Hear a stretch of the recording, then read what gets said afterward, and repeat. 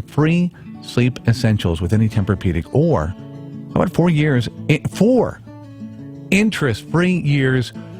We're talking about Beauty Rest Black Hybrid, a Sleep Train luxury exclusive. On approved credit with up to 48 equal monthly payments required.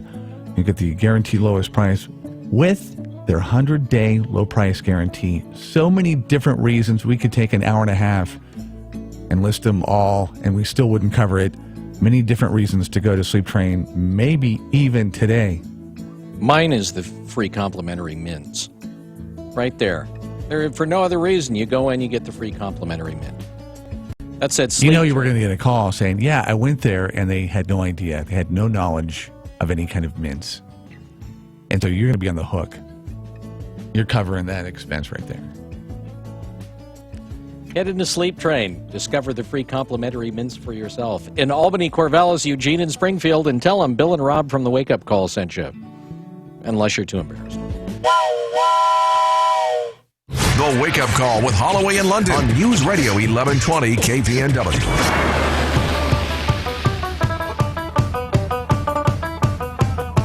"24 away from 7 o'clock. Happy St. Paddy's Day. Hopefully it is a happy St. I mean, we're not even there at 7 o'clock yet. Partly cloudy with a beauty of a day. 62 for the high. Talking about 65, maybe kissing 70 tomorrow. So a 1-2 punch and you're looking good. That song reminds me that I would like to see a banjo equipped with a whammy bar and a fuzz pedal. I'd buy that for $1. Yeah, I'd like to. For years, I've wanted to see a banjo with a whammy bar and a fuzz pedal. I don't know why. Just great concepts, but those are just great words. Mm-hmm. A whammy bar and a fuzz pad. Yeah, on a banjo. All right. All right, so let's quickly break, and we'll get you Debbie Georgatos. No, another Brandon. It's the hour of Brandons. Stand by. It's Brandon hour. It's a Brandon hour. If you are a Brandon, you go to the top of the line with your request. 1120 KPNW. The Bloomberg Market Report, sponsored by Pacific Continental Bank, serving your business and community in Eugene for over 40 years. This is a Bloomberg Market Minute. The latest snapshot of jobless claims shows applications rose by 7,000 to 265,000 last week, but that number was better than what economists had been forecasting. Claims have been below 300,000 for 54 weeks, and that's the longest stretch since 1973. U.S. stock futures are falling, signaling a lower Wall Street open. Caterpillar issued a first-quarter sales and profit forecast that fell short of analyst estimates. Machinery makers have been hit by a slowing economy in China, the biggest consumer of industrial metals. Caterpillar says today that it does remain comfortable with its full-year guidance for 2016 sales and profit.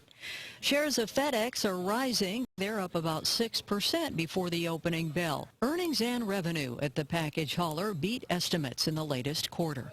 Crude this morning up 1.1%, just under $39 a barrel. Gina Cervetti, Bloomberg Radio.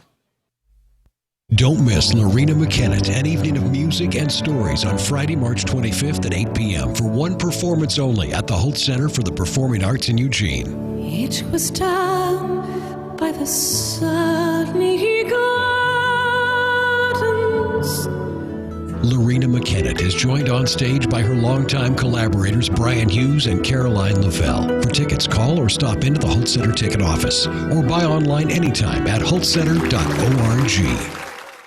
Are you prepared for all of the changes in the Oregon marijuana laws? Northwest Alternative Health, Eugene's premier medical marijuana clinic, is proud to sponsor this year's Oregon Marijuana Business Conference. Learn from the industry's top experts and be ready for all of the changes in medical and recreational. Also, the first 500 tickets include a private after party with the one and only Tommy Chong. Join us Sunday, April 24th at the downtown Eugene Hilton. For more information, visit us online at OregonMBC.com. I've been teaching organic chemistry for the last 17 years, so I'm pretty good with complex calculations. But when I started thinking about my retirement, I was pretty stumped. Luckily, I have TIAA as my financial partner. Together, we retrosynthetically analyzed my financial future, which is organic chem speak for we figured it out. See how we're helping those who do good do well at the new TIAA.org. TIAA. Created to serve, built to perform. How long would you wait for your shower to get hot? How long would you wait for your cell phone to fully charge? How long would you wait to get relief from your nasal congestion? If you're congested now and you want powerful relief now, use Afrin No Drip. Afrin starts working in seconds and keeps working for 12 hours. So, why wait? When you can start to get relief in seconds with Afrin. Afrin, powerful congestion relief without the wait. Use as directed. For more information, go to afrin.com. KPNW weather brought to you by Ramjack West. Do you have foundation problems? Ramjack can fix that. Get your free quote at ramjackwest.com. Good morning. If you're headed out that door in the next few minutes, you're already out and about on these roads. We've got partly cloudy to mostly clear skies out there. Now, we do have some patchy, dense fog off and on. I expect that to burn off by about 11 a.m., and it is cold in the low 30s to the upper 30s across the area, with light winds out of the northeast at 0 to 5. This afternoon, though, high pressure looks to move in and dominate, making it a spectacular afternoon with sunny skies, highs shooting into the mid-60s, if not even low 70s across the region. Light winds out of the northeast at 0 to 5, making an absolutely perfect St. Patrick's Day. This fantastic weather looks to continue right through tomorrow afternoon before the next storm system starts to move in late Friday night, and the high pressure that's giving us this great weather starts to pull away. I'm Chief Meteorologist Chris Nation in the NBC 16 Weather Center, hoping you have a fantastic St. Patrick's Day. All right, so maybe you're going to be out on the road today because of the nice weather, and all of a sudden you're out there tooling around and the car breaks down, and you think to yourself, okay, this is going to be problematic. My credit's upside down because of student loans, or maybe it was medical bills. And what exactly am I going to do? How am I going to cure this problem? Well, if you happen to be one of those folks that's a hardworking individual, Guaranteed Discount Chevrolet has the Good People with Bad Credit program where they can help you get into a quality, safe, reliable vehicle in 48 hours or less. So you're going to get a couple of things out of it. Number one, a vehicle to get to work. And number two, you're going to be able to at least reestablish your credit. So regardless of the problem, contact Guaranteed Discount Chevrolet, 541-998-2333. That's 541-998-2333. It's the Good People with Bad Credit. Ladies and gentlemen, once again, it is my profound pleasure to introduce The Wake Up Call on News Radio 1120 KPNW. Thanks for being with us on the Wake Up Call this morning, where it is 6:42. Well, there's always so much that's going on. A lot of times, big stories just kind of slip through the cracks. And if you're a sports fan, probably you heard about this. If not, maybe you didn't. And for the first time the other day, Monday, the NFL's top health and safety officer acknowledged that there is a link between football-related head trauma and certain brain disease. To talk a little bit about that this morning, he's a neurologist with Cerebrum Health Centers, Dr. Brandon Brock, joining us on the Wake Up Call. Thanks for being with us this morning. We appreciate it. Yeah, you bet. Thanks for having me on. This was a first. I guess the question is, what was the fallout from it? Well, the fallout is now scientific evidence outweighs opinion, so there's really no denying it. And when you have a building, sort of a building amount of information and fact, you now have to start basing your opinion on that.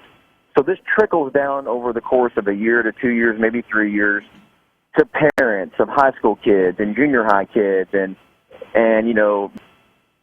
football league kids that are sort of those off-season leagues and stuff. And parents now start saying things like, I don't know if I want my kid's brain to, get destroyed. And so it will have an impact. It doesn't take a large percentage of reduction of high school athletes to completely change the NFL within 5 to 10 years. So it's going to be interesting to see what happens at the lower levels. And we already know what's going to happen at the NFL. People are just going to have to consent to be sick.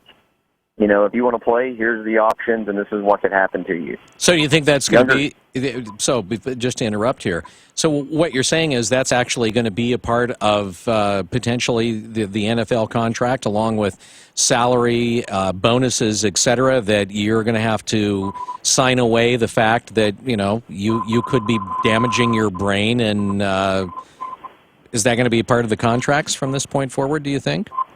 I foresee, and I have no inside information, but I foresee the NFL saying, well, yep, it's there, and this could happen. So as part of your contract, if it does happen and you decide to play, well, we don't want any part of it. It's just like smoking cigarettes. It says on the package, if you smoke enough cigarettes, there's a chance you can get lung cancer. So if you smoke cigarettes, you're doing it at your own risk. But you can keep smoking if you want. And so it's going to be an interesting thing. I don't know that it'll change the fact of entertainment. I mean, society at large repeatedly chooses entertainment over health. Will it change the game a little bit? Yeah. Will it change the rules? It already has. Is it going to make the game go away? I doubt it. Yeah, but when you say it's changed the game, I mean, other than for hits on the quarterback and helmet-to-helmet contact, what other kind of changes, maybe more subtle, have we seen? Well, the biggest thing is, and maybe I should be clear on this, players get fined heavily. And a lot of times they're like, I'm just playing the game. I'm just playing the game. Right. And it's like, so you see people now, some like even defensive backs, they don't even know how to tackle because they're scared they're going to get fined, $15,000, $20,000. So it's changed the tenacity a little bit. And, whenever you take hits off the quarterback, you don't see those explosive hits anymore where they're getting leveled like they used to. I mean, and look, those are good things. It doesn't make football really not entertaining, but it's just the beginning of what might be down the pike. I mean, they could change all kinds of rules, and they could make the game really sort of completely different, or they could just leave it the way it is and make players say, hey, look, I understand what could happen to me, so I'm ready to go. What do you think is going to be the upshot here, though, in terms of, for instance, I'm thinking more specifically at the high school level? Because I'm noticing now, I mean, as a matter of fact, I was talking to the program director of one of the other stations down the hall about her kid, and I asked her, I said, so does that whole issue of, the brain trauma, is that something that, and she's just like, oh my God. She said, we talk about this as parents all the time. She won't let her kid suit up with helmet pads and so on and so forth. Flag football, okay, but no, when it comes to full contact, not into it. My question is, what is going to happen at the high school level? I don't know. To my information, there hasn't been, or my knowledge, there hasn't really been any litigation yet. And, of course, that changes everything. And they're doing all they can to have concussion awareness and groups and educational programs to do everything they can to just sort of say, hey, look, this is what can happen, and this is how we need to take care of people. But as long as you've got a helmet on and you've got big, aggressive, players, there's going to be head injuries. And I just, I've even changed. I mean, as this information comes out and as this research comes out and the more compelling it is, I'm sitting there looking at it and I'm like, you know what? The chess team looks pretty good right now for my kids. All right, you as a neurologist, you as a physician, what if you could make the master plan, lay out the strategy for the upcoming years? Where would you like to see either the changes made or the sport go by the wayside? I mean, what kind of movement would you be responsible for? Oh, man, that's such a tough question because I live in Texas. We grew up, we played football, we watched football. I mean, I've got 2 girls, so I don't have to worry about these decisions personally. But, I took an oath to first, do no harm and then to try to help people. So for me to say, oh, yeah, it's okay for you to go out and play football and get CTE, and the rate is over 75% realistically if you're really playing contact sports for a long period of time, it's hard for me to endorse it as a safe sport. What would I do going forward? I don't know. I mean, if you want to hear something radical, I'd probably take their helmets off and say, hey, don't play with helmets. And they would quit using their heads so much. Well, we see this in rugby all the time. They don't have as many concussions because they know that if they bump heads, it's going to hurt really, really bad. And they don't have that false sense of security from somebody telling them this helmet is the best thing in the world. And if you go out and use your head, you're going to be just fine. And we know that all the helmets are really failing at preventing concussion. They may prevent laceration and skull fracture, but the brain's still going to bounce around inside your head. But they wouldn't look as cool. They might. You could paint their head or something. Okay. Like the fans. Yeah, exactly. Anyway, all right. Hey, what? Just final thing before we go here. Piece of advice that you would give to the average parent who has a son or, in some cases, a daughter that wants to go out and, do some full contact football? I would say this, make sure that your child gets baseline tested for cognitive function before they go out. If they have a head injury or a concussion, I always say, I'm one of those guys that says just because you feel good 2 days later doesn't mean you need to go back in, because there still may be some neurological processes going on that have not resolved. So I take people out for close to a month, 2 weeks to a month, and let all the inflammatory cells settle down. The problem here is that when you get concussions back to back, it adds up if you don't have adequate time to heal, and that's beyond just the symptoms. So I would say do baseline testing, make sure they can function, and you have something to compare them to later, and then keep them out a little bit longer, and then retest them and compare them to themselves, and if they can't perform, they're not ready to go. So spread it out, let them heal, and then, if you're not going to be a professional football player, just be careful with the amount of abuse that you let your body take. All right. Hey, we appreciate it. Thanks for joining us on the Wake Up Call this morning, Doc. You bet, guys. Thanks for having me on. All right, you take care. Dr. Brandon Brock, he's a neurologist with Cerebrum Health Centers.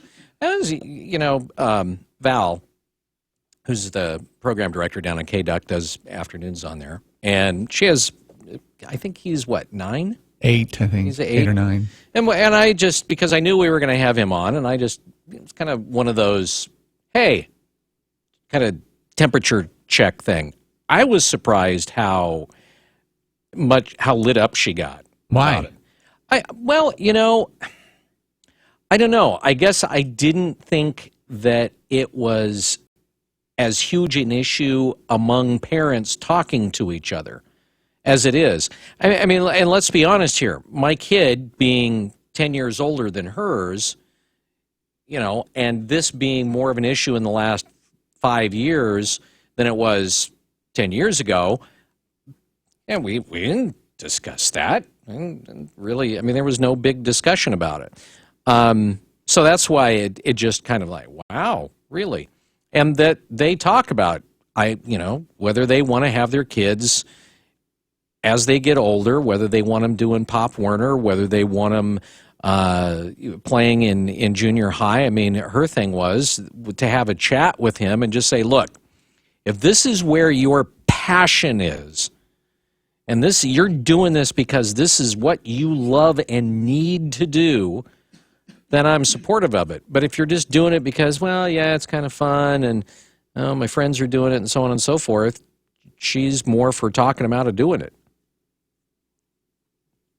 Yeah, I don't think it's a surprise. If you are a parent and you're not researching it or it's not on the discussion table, then, I think that's a mistake. It's kind of like some of the parents that I talk to that aren't going out there and looking at the potential schools or even the school, their neighborhood school. You kind of know something about what's going on, right? It's interesting how aware the kids are. I know of a situation where the dad, who is a troubled weekend athlete, kind of frustrated with where he is now in his athletic world, wants his kid to play, and his kid is saying, no, man, I don't want to play football. Do I have to spell it out? I think he's, 12 or 13? And it was just kind of like a reversal that the actual dad was the one who was getting kind of schooled upon as far as why he shouldn't play full contact football. He's right about one thing, and that would be Dr. Brandon, that this in 5 years, this could have huge effects on the NFL. Humongous. I don't even think 5 years could. College football, for that matter. Anyway, to say too that it's a penalty when you're making how much money they're making, and you get slapped with, $10,000, $15,000, $20,000. Is that, have you really learned your lesson, or could it potentially happen quite a few times more as far as hits with the head? We got a break. Let's see. The sports show continues next hour. We're going to talk softball and baseball. Just about every. No, we're done. No more sports. If you're not a sports fan, we might talk a little March Madness, but that's it. Patience. 40 degrees. News Radio 1120 KPNW on the start of a beautiful day. St. Paddy's Day. The Easter season is a time of hope, which makes it the perfect time to consider a gift to the Eugene Mission. Because when you give to the Eugene Mission, you give rise to hope. The Eugene Mission is the area's only wellness center for the homeless. We treat the causes of homelessness, not just the symptoms. And when those we serve get well, all of Eugene Springfield gets well. Give rise to hope by donating today at eugenemission.org. The Eugene Mission. Hope rising. Hurry into SM Gun Shop for March savings. 40 caliber handguns, 10% off. All other guns are $20 off. Reloading powder just in from Hodgdon, IMR, Winchester, and Alliance, so stock up now. SM Gun Shop, Lane County's most established gun store on River Road in Eugene. I'm Gary Conley with today's Money Minute. Legal marijuana did something the war on drugs couldn't: run Mexican growers into the ground. Figures from the U.S. Border Patrol show the number of pot seizures during 2015 was the lowest in a decade. In late 2014, a Mexican producer told NPR he was getting $30 to $40 a kilo, down from $60 to $90 2 years earlier. So as more and more people have legal access to reasonably priced weed, the price of Mexican bricks is going up in smoke. Marijuana is still against federal law, making life difficult for those legally doing business in various states because banks refuse to deal with them out of fear of federal repercussions, including racketeering charges. Still, one of the best ways to prove to yourself that pot is nothing more than a common weed is to look at MedBox, the industry poster child for marijuana as a passive investment. Here's the nugget. In late 2012, MedBox shares soared from $4 to over $100 in less than a month. As the wind shifted on legalization, it crashed back to $4, then traded between $10 and $60 until about 2 years ago, when it again drifted down to $4 before shooting up to $45 in less than a month. Now, even after a name change, the shares trade for less than a penny. I'm Gary Conley, and that's today's Money Minute. The Easter season is a time of hope, which makes it the perfect time to consider a gift to the Eugene Mission. Because when you give to the Eugene Mission, you give rise to hope. The Eugene Mission is the area's only wellness center for the homeless. We treat the causes of homelessness, not just the symptoms. And when those we serve get well, all of Eugene Springfield gets well. Give rise to hope by donating today at eugenemission.org. The Eugene Mission. Hope rising. Every child needs a place where they can grow up healthy and learn and be safe. Every child needs a place to call home. A place where they can play and dream. Dream. And plan for their future. Your support can help put a decent roof over the heads of a family like mine. Like mine. Like mine. Like mine.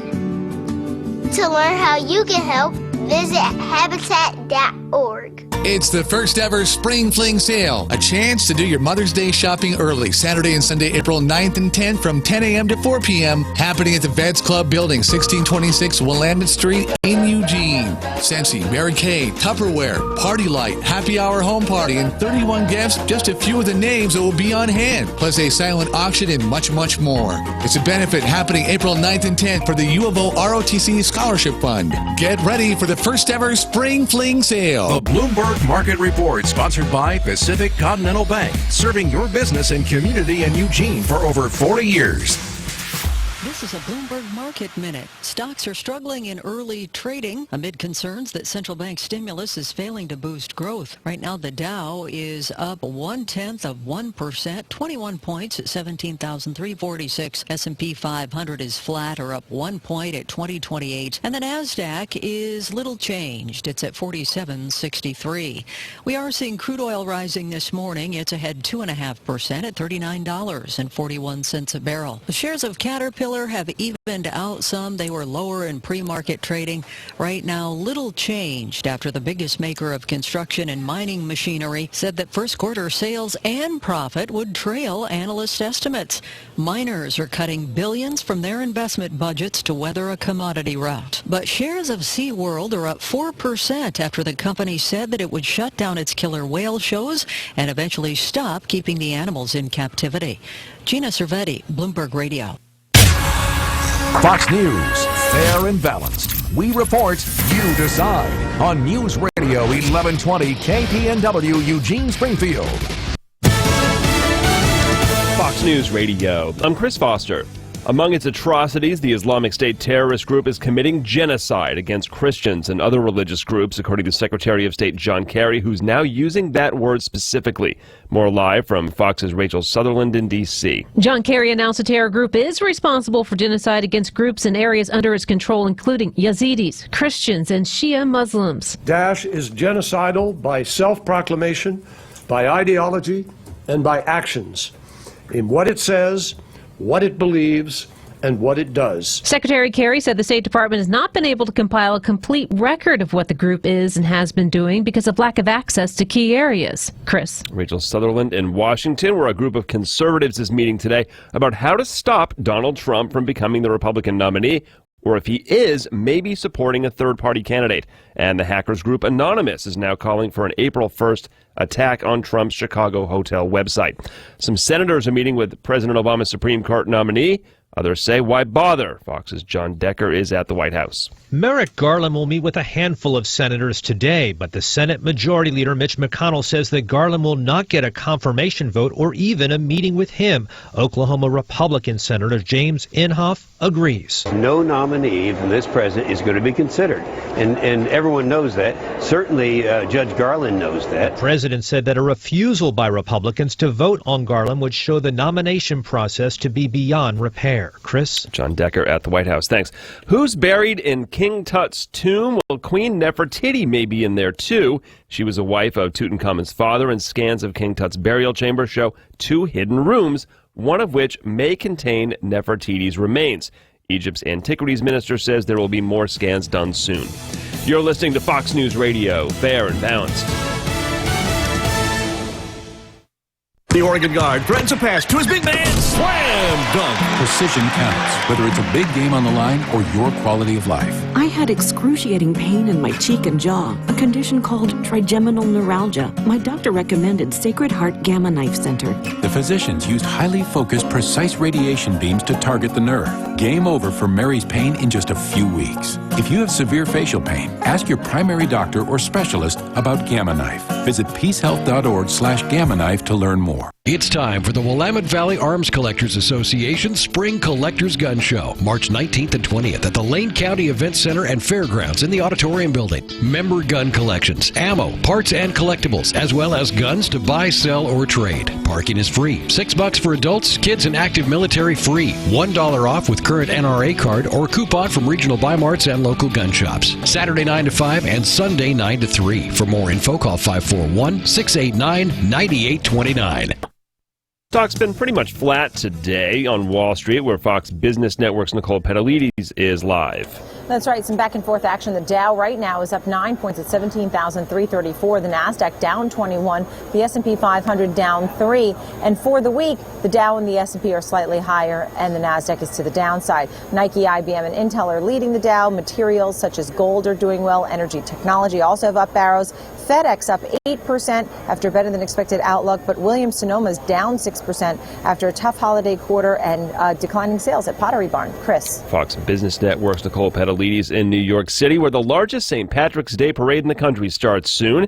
It's a big day in Ireland as well, of course. Ireland's tourist authorities say they're anticipating a record number of visitors to Dublin for 4 days of festivities to celebrate St. Patrick's Day. Around 125,000 people are expected to join a 2-hour parade through the city centre. In his St. Patrick's Day message, Ireland's Archbishop Eamon Martin has called for better conditions for refugees fleeing war and poverty. He pointed out that St. Patrick was also a migrant, a Briton brought to Ireland as a slave. In London, Kitty Logan, Fox News. It's the 9th day of testimony, maybe closing arguments today in Hulk Hogan's lawsuit against Gawker Media in St. Petersburg, Florida. Gawker posted a sex tape of the wrestler online. He wants $100 million. March goes mad today with a flurry of NCAA basketball tournament games. The bracket was set last night when Holy Cross continued its improbable run to a conference tournament title. A three-pointer by Rogers is no good. Holy cow! Holy Cross is going into the field of 64 with a record of 15-19. Holy Cross beat Southern 59-55 on Westwood 1 to advance to play Oregon. I'm Chris Foster, Fox News Radio. Would that be Oregon getting a little mention? Number 1 seeded basketball team? I mean, come on. If you've been a fan longer than, say 10 years, did you ever think, even if they deserved it, they'd be a number 1 seed? News Radio 1120 KPNW. A little bit of cloud cover to contend with. Other than that, sunny and beautiful today. 62 for the high, 65 tomorrow. Clear and 35 in between. Currently 40 degrees at KPNW. Again, if you're a road ranger, or if you want to be a road ranger or apply for said position, all we need is a phone call, and I guess there's got to be a little bit of trust that what you're reporting is accurate. But if you come across any snafu, any, I guess, challenges, anything that would kind of make a one of the other 14 grimace, get it to us. Of course, kind of the ongoing problem of the week is the landslide out there 2 miles west of Triangle Lake, Oregon 36. Hopefully you heard, if that affects your commute, this being Thursday, St. Patty's Day. Coming up, we'll talk about Merrick Garland and the hoopla that the nomination has created, and Bob Hart, a good friend from the Lane County Historical Museum and Society, is going to be coming in and talk about such. Bill, with the news. So do you think I should do the story about the used car lot again? Yeah, why wouldn't you? All right. We'll do the story. Or do you want to kind of wait? We'll do that. We'll do this. Get a new crowd in the 8 o'clock. Yeah, maybe I will. I don't know. The story about Helen's used car lot, that's awesome. Sort of. Well, if you're buying a car there, probably would give one pause. And if you don't know what I'm talking about, you're going to have to wait until the 8 o'clock hour because Rob just told me not to do it.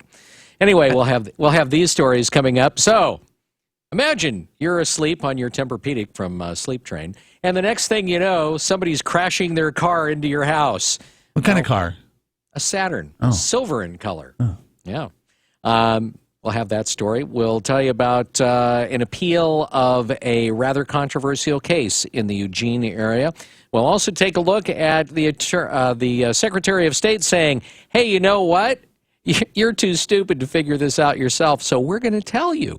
Those stories and more coming up, brought to you by Burrito Amigo, the friendly ones. You will be up to date on KPNW. We're at 7:07. Hi, I'm Bill London, Burrito Amigo's biggest fan, and here's a true food story. One day after the wake-up call, one of our staff members walked into the studio, fully admitting she had not visited Burrito Amigo's and had ordered a beef breakfast burrito without a tortilla in a bowl. The phrase, "What is this stuff?" in a continuous chorus ensued. The consensus was that whatever was supposed to be in that burrito looked more like something pulled out of a clogged garbage disposal. Now, we could only identify egg. We think. We took pictures. Then another employee pointed out, with Burrito Amigos, when you bite into or open up a burrito, you can actually identify all the ingredients by sight. The Angus beef in the Machaca burrito looks like beef. The bacon is easily identifiable in the bacon burritos, along with the eggs and potatoes and peppers and everything else. Burrito Amigos serves real food that you can identify by sight and enjoy. Food should not be scary. It should be real, like at Burrito Amigos, the friendly ones in Eugene and Springfield.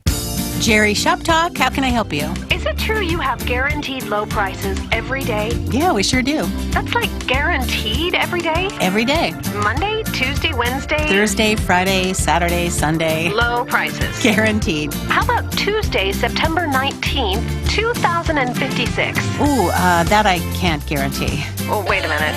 Never mind. Looks like I'm busy that day anyway. Maybe the day before. Yeah, that could work.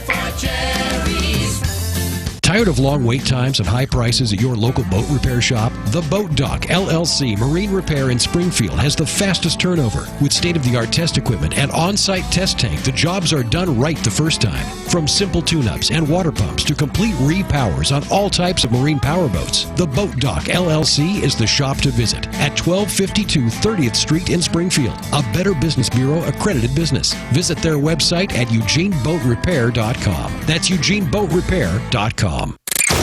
Now, this morning's wake-up call with the latest news from the Northwest and your neighborhood on News Radio 1120, KPNW.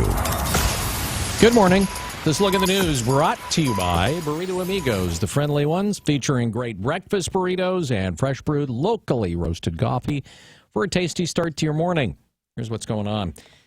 Gareth Vincent Hall, the Welshman sentenced last week to 50 years in prison for repeatedly raping a child in Eugene after seducing her long distance online, is appealing part of his sentence.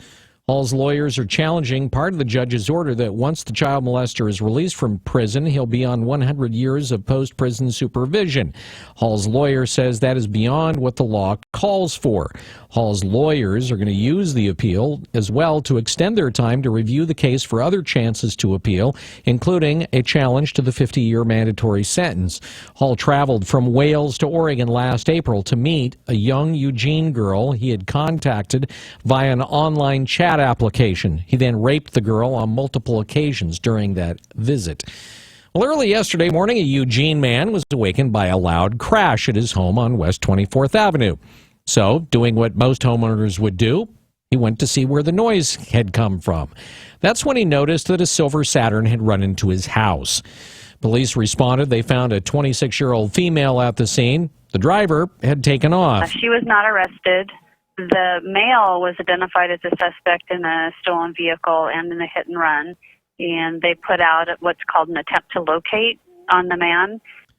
Melinda McLaughlin with Eugene Police says the 28-year-old Howard Stone Coburn of Eugene was spotted around noon later in the day by an LTD security officer at 8th and Olive.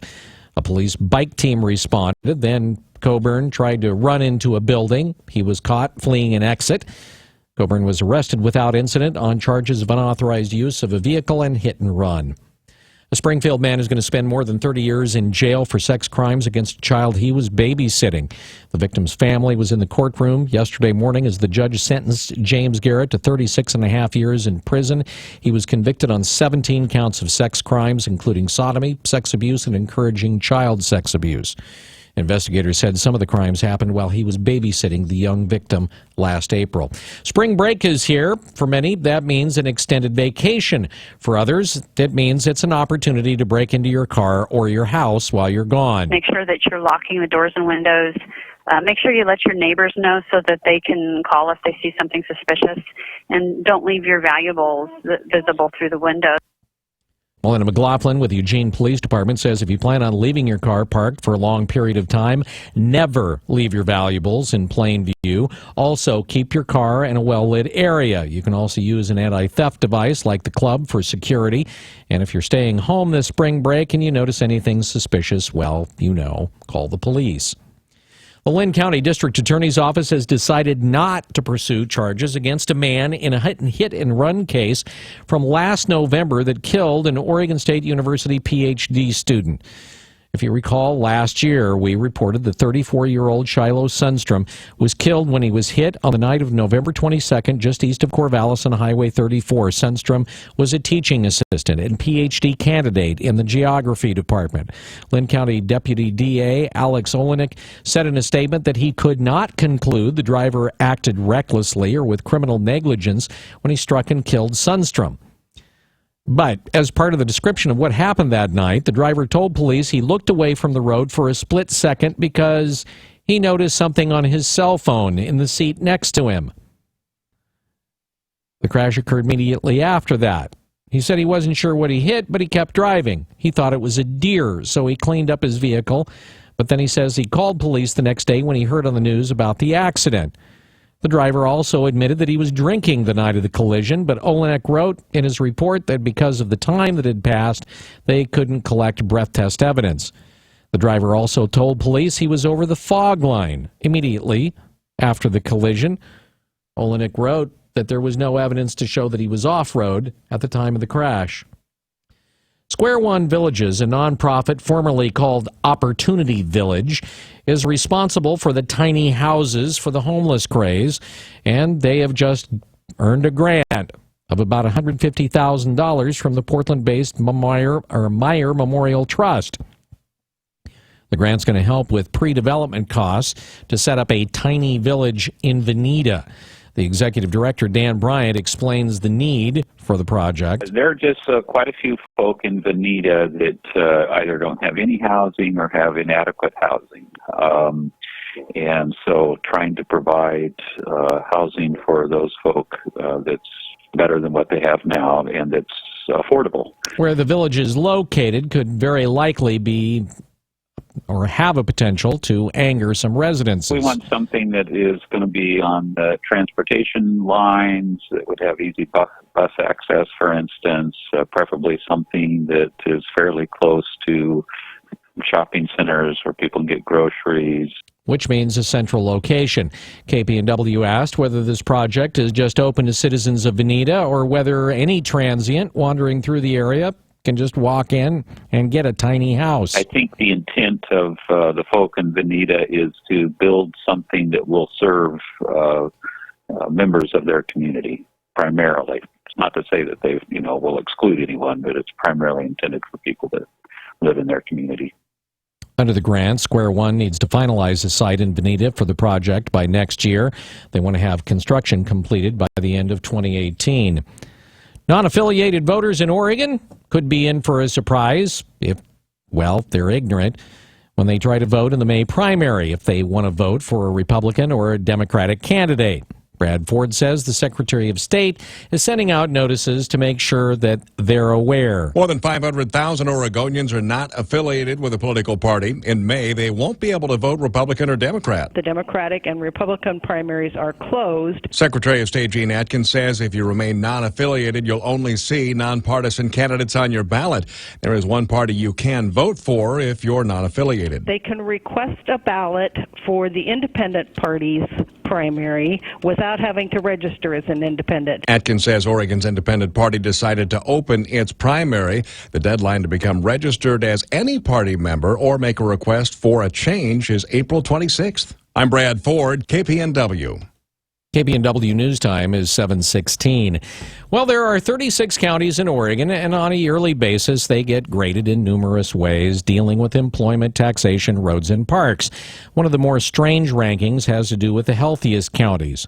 For the last 7 years, the Robert Wood Foundation has ranked all of the nation's counties health-wise based on a number of factors, from education to smoking, from eating habits to whether there's a bus to ride, whatever that has to do with health, and from sexual activity to social isolation. Well, last year, Lane County was 16th healthiest out of 36 counties. This year, we're number 12. Most of that improvement based on the expansion of Medicaid and higher employment. According to the survey, Lane has more mental health care providers than average and better exercise opportunities than most counties. On the downside, Lane has on average more violent crime, premature deaths, and chlamydia than other counties. Court documents say a boy accused of threatening violence at a Newburgh high school kept a journal that outlined a plan of attack.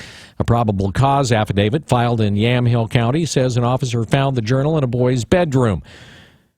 The teen allegedly wrote that he had a growing obsession with shooting up his school and he wanted to kill at least 100 people.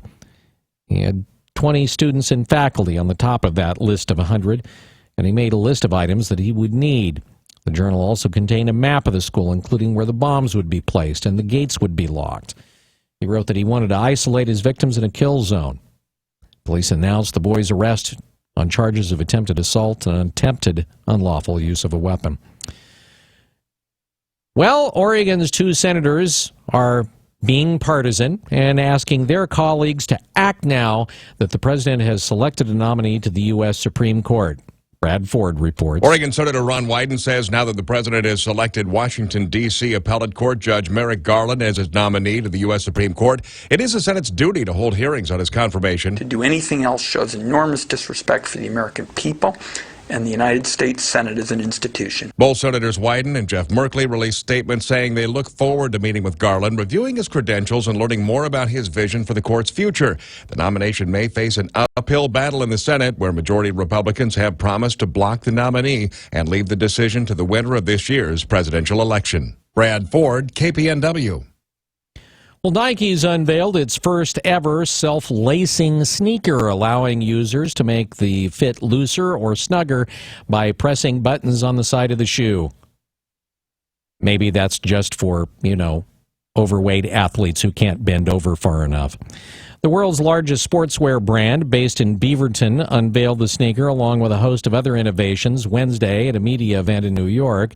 The innovations come as Nike is digging deeper into personalization and focusing on hitting the $50 billion revenue goal by 2020. The self-lacing sneaker is going to be out starting the holiday season, but will only be available for its loyalty Nike.app members. When users step into the shoe, the heel will hit a sensor. The athlete then can press two buttons on the side that adjust the grip. And finally, 7-Eleven's iconic Slurpee is turning 50 this week. And Friday and Saturday, you're going to be able to fill up your own cup for $1.50 at your local participating 7-Eleven. Last year, the Bring Your Own Cup event had fans rolling in with drums, kettles, fish bowls, helmets, and teapots. The company says whatever is food safe for a drinking receptacle that you can think of will be honored as long as your cup can fit upright through a 10-inch hole. Your drinking receptacle is food safe. The cup must be leak-free, and you can only fill up one per person. At 7:21, this look at the news brought to you by Burrito Amigos, the friendly ones. You're up to date from KPNW. Wake Up Call Sports on News Radio 1120 KPNW. Yum, a breakfast Slurpee. Well, like a gift handed to the Oregon basketball program with green and yellow ribbon. On the eve of the game, which the Ducks are a number one seed, it was announced that Chris Boucher had received approval from the NC2A for his appeal that would give him one more year of eligibility. When it boils down to 13 games he played in prep school does not equate to a year of eligibility. So he'll be a good centerpiece literally next year with Peyton Pritchard, Michael Cage Jr., and Keith Smith joining the team. Hopefully not even a question that Tyler Dorsey will be back. Be nice to have Dylan Brooks back for his junior year. Could be fun. So the Ducks will play Holy Cross, who ousted Southern 59-55. The Crusaders got into the dance by winning the Patriot League tournament as a number 9 seed. Number 16 seed has no 16 seed has ever beat a 1 seed. Let's hope if you're an Oregon fan that trend continues. Notre Dame fans got the matchup they were pining for as Michigan finally dispenses of Tulsa. And in the first 4-game final 67-62 NBA Golden State, the Storm continues its Category 5 tour through the NBA, flattening everything in its wake last night with the New York Knicks going down 121-85. Steph Curry with 34. Former Blazer and Arizona Wildcat Damon Stoudemire finally has a coaching gig after being mentioned for several gigs, including the Oregon State job. Damon Stoudemire, the new head coach at Pacific. All right, it's madness. Starting in mere hours. UNC Wilmington and Duke kick off at 9:15 on CBS. Butler, Texas Tech tip-off at 9:40 on True TV. UConn and Pac-12 rep Colorado shortly after that on TNT. It is the most wonderful time of the sporting year. Wake Up Call Sports on KPNW, live and local, brought to you by Max Muscle, the authority in sports nutrition since 1991. Across Franklin from Market of Choice in Eugene. News time, 7:23. KPNW weather brought to you by Ramjack West. Do you have foundation problems? Ramjack can fix that. Get your free quote at ramjackwest.com. Good morning. If you're headed out in the next few minutes, we've got patchy dense fog off and on out there. Otherwise, partly cloudy to mostly clear skies. Most of that will burn off by about 11 a.m., but it is cold. Temps right now are close to freezing in the low 30s to the upper 30s out there with light winds out of the northeast at 0 to 5. This afternoon, high pressure looks to continue to move in, and that means mostly sunny skies look to dominate this afternoon. Not a chance of rain whatsoever. We will see those highs shooting to the mid-60s to a couple of low 70s. Light winds out of the northeast at 0 to 5. This fantastic weather we'll see this afternoon will continue through most of your Friday, but then the high pressure that brought it will start to pull away to the northeast, and that means storm systems will start lining up and start heading this way as early as Friday evening, bringing us a fairly wet weekend. I'm Chief Meteorologist Chris Nation in the NBC 16 Weather Center, hoping you have a fantastic St. Patrick's Day. Hi, everybody. This is Don Essig with today's Motivational Minute, sponsored by Eugene's #1 electrical contractor, Builders Electric. A very unique and different perception about each of us was given by Elizabeth Gilbert when she said this: "One of the oldest and most generous tricks that the universe plays on human beings is to bury strange jewels within us all and then stand back to see if we can ever find them." To me, this means the same as having that set of strengths inside you that makes you the successful person that you are. Just like the jewels, when you find those strengths and share them, they make you shine to all those around you. So keep looking. You might even find some new ones today. This is Don Essig with today's Motivational Minute. I'll be back tomorrow. Until then, have a positive day. This Motivational Minute was brought to you by Builders Electric, providing honest, reliable, and positive contracting throughout the Willamette Valley since 1960. That's Builders Electric, CCB number 4296. Having trouble with those last few pounds? Or maybe you just need a boost of energy? Get to Max Muscle for Emerge. The taste is awesome, there's tons of flavors, and it's buy one, get one half off during the month of March. It's only at Max Muscle, 2001 Franklin Boulevard in Eugene. Ramjack leads the way in foundation repair. Protect your investment. Get your free in-home evaluation at ramjackwest.com. Check out our exceptional online reviews, then choose Ramjack. CCB 146906. Give us 15 minutes, and we'll give you something to talk about at work. The Wake Up Call with Holloway in London on News Radio 1120 KPNW. News Radio 1120 KPNW. Well, you heard on the news Ron Wyden and Jeff Merkley, Oregon's senators, were saying that the Senate needs to vote now on whether Merrick Garland should succeed Antonin Scalia as a Supreme Court justice. And the Republicans in the Senate are saying, yeah, but we don't think that's going to happen. To talk a little bit about that this morning, political strategist, author of Ladies, Can We Talk? America Needs Our Vote, Debbie Georgatos, joining us on the Wake Up Call this morning. Debbie, thanks for being with us. Good morning. Thank you for having me. Yeah, and by the way, Rob lost the over-under on whether I was just going to say Debbie G or or Georgatos. So just letting you know, you made me some money. Thank you. You're very welcome, yes. Anyway, that said, okay, let's just get right into it. When we were off the air and as we were getting ready to go on, I made the comment that I thought that there, give me the odds on the chance in hell that this actually comes up for a vote. And you were pretty confident in what you thought the chances were. And what are they in your mind? Yeah, I think they're about zero. And for a couple of reasons. I think that, first, this nomination, which President Obama has the constitutional, obviously it's the right to make, but it is not mandated by the Constitution that this opening in the Supreme Court be filled in any particular time period. And, in fact, the president could equally have chosen, and in compliance with the Constitution, said, I'm going to leave this decision to the voters, choose the next president, let that person do the nominating. And equally, the Constitution does not place any impetus or requirement on the Senate to hold a hearing at all. It's part of the balance of power the Constitution sets up between the president, the executive branch, and the Senate. Okay. And then part two, we also have the fact that you have a number of senators, about a quarter of them who are Republican, that are going to be coming up for re-election. Exactly. And, when you are campaigning in your state and you're going to be asked by some people and by the press, you can either be asked the question, why didn't the Senate at least hold a hearing on President Obama's nomination? it's easier for those people to say, that was a leadership decision, no hearing, it's just a clean, simple, we're going to leave that decision in the hands of the American voters and the next president. Once you hold a hearing, then you have to answer questions about, well, what was really so bad about his nominee? He seemed like a nice guy.